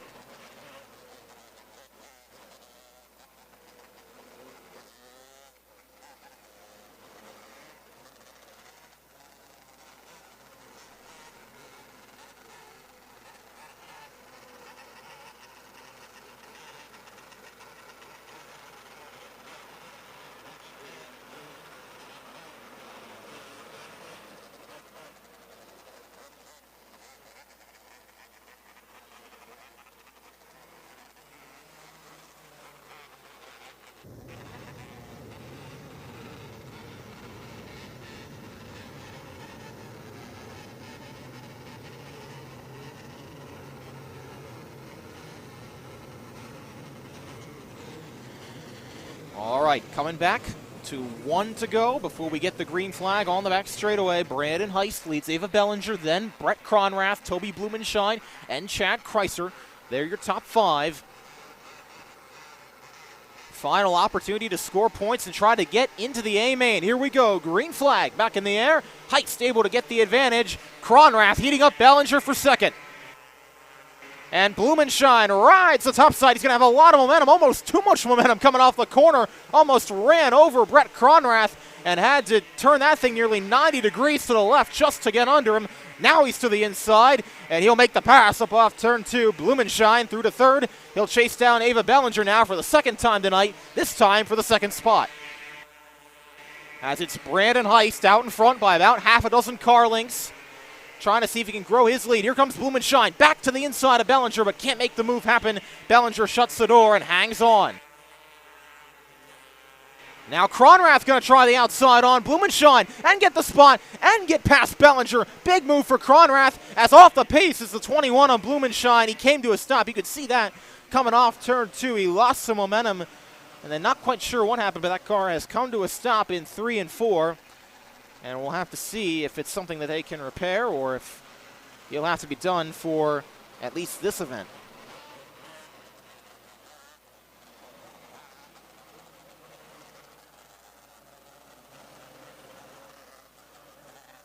He'll open up the gate, and that's a tough break for Toby Blumenshine, as he'll have to go back and they'll try to work on that thing And we'll see if he's able, whether he's in the A main or the B main or not. We'll see after all the math checks out, but looks like they've got some work to do. In the meantime, 3 laps to go.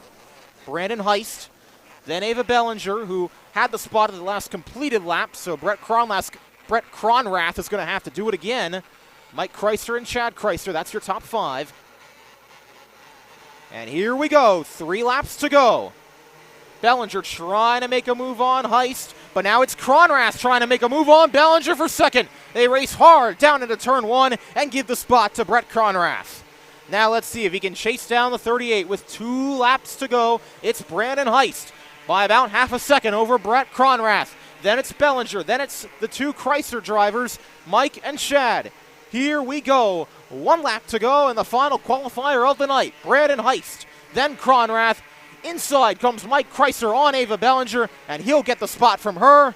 But coming around turns 3 and 4, it was all Brandon Heist in that qualifier. He takes the checkered flag.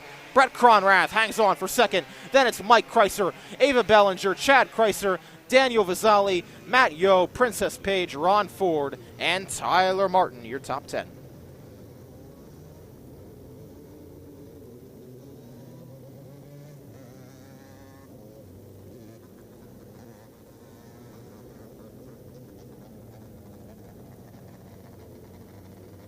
So we will be having intermission now. However, the gates to the pit will not be open. Again, the gates to the pits will not be open for this intermission.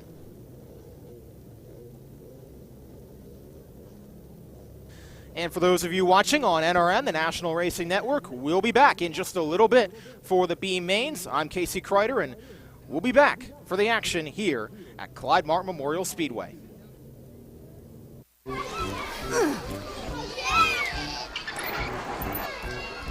If you love them enough to crawl into a play place to get them to come down, then surely you'll check nhtsa.gov/the right seat to make sure they're in the right car seat. Free Geek Pen is an electronics recycling center which specializes in restoring electronics to usable condition. They turn salvageable parts from donated equipment into working electronics for those on a budget. The best part is your old gear doesn't end up in a landfill. Free Geek Pen also does computer repair. Find them online at freegeekpen.org. Give them a call at 717-721-2494 or stop by the shop on Main Street in Ephrata. Think freegeekpen.org.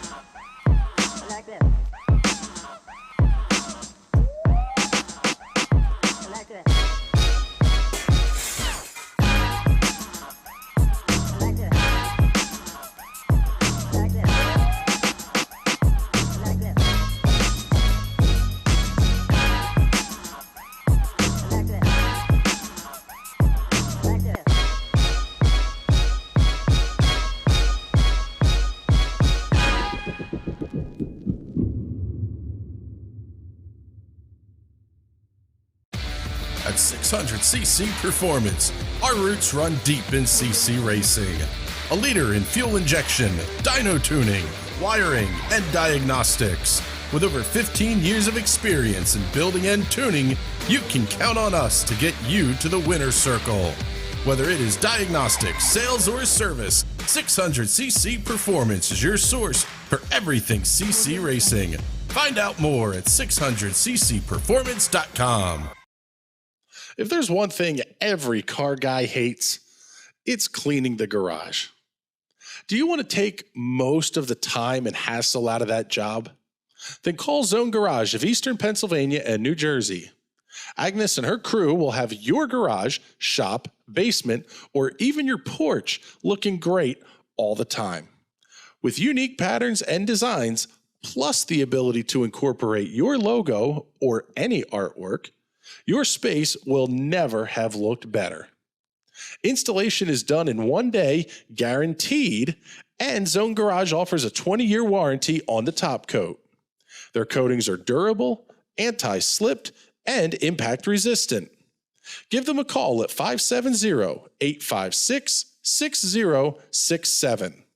That's 570-856-6067 for Zone Garage of Eastern Pennsylvania and New Jersey.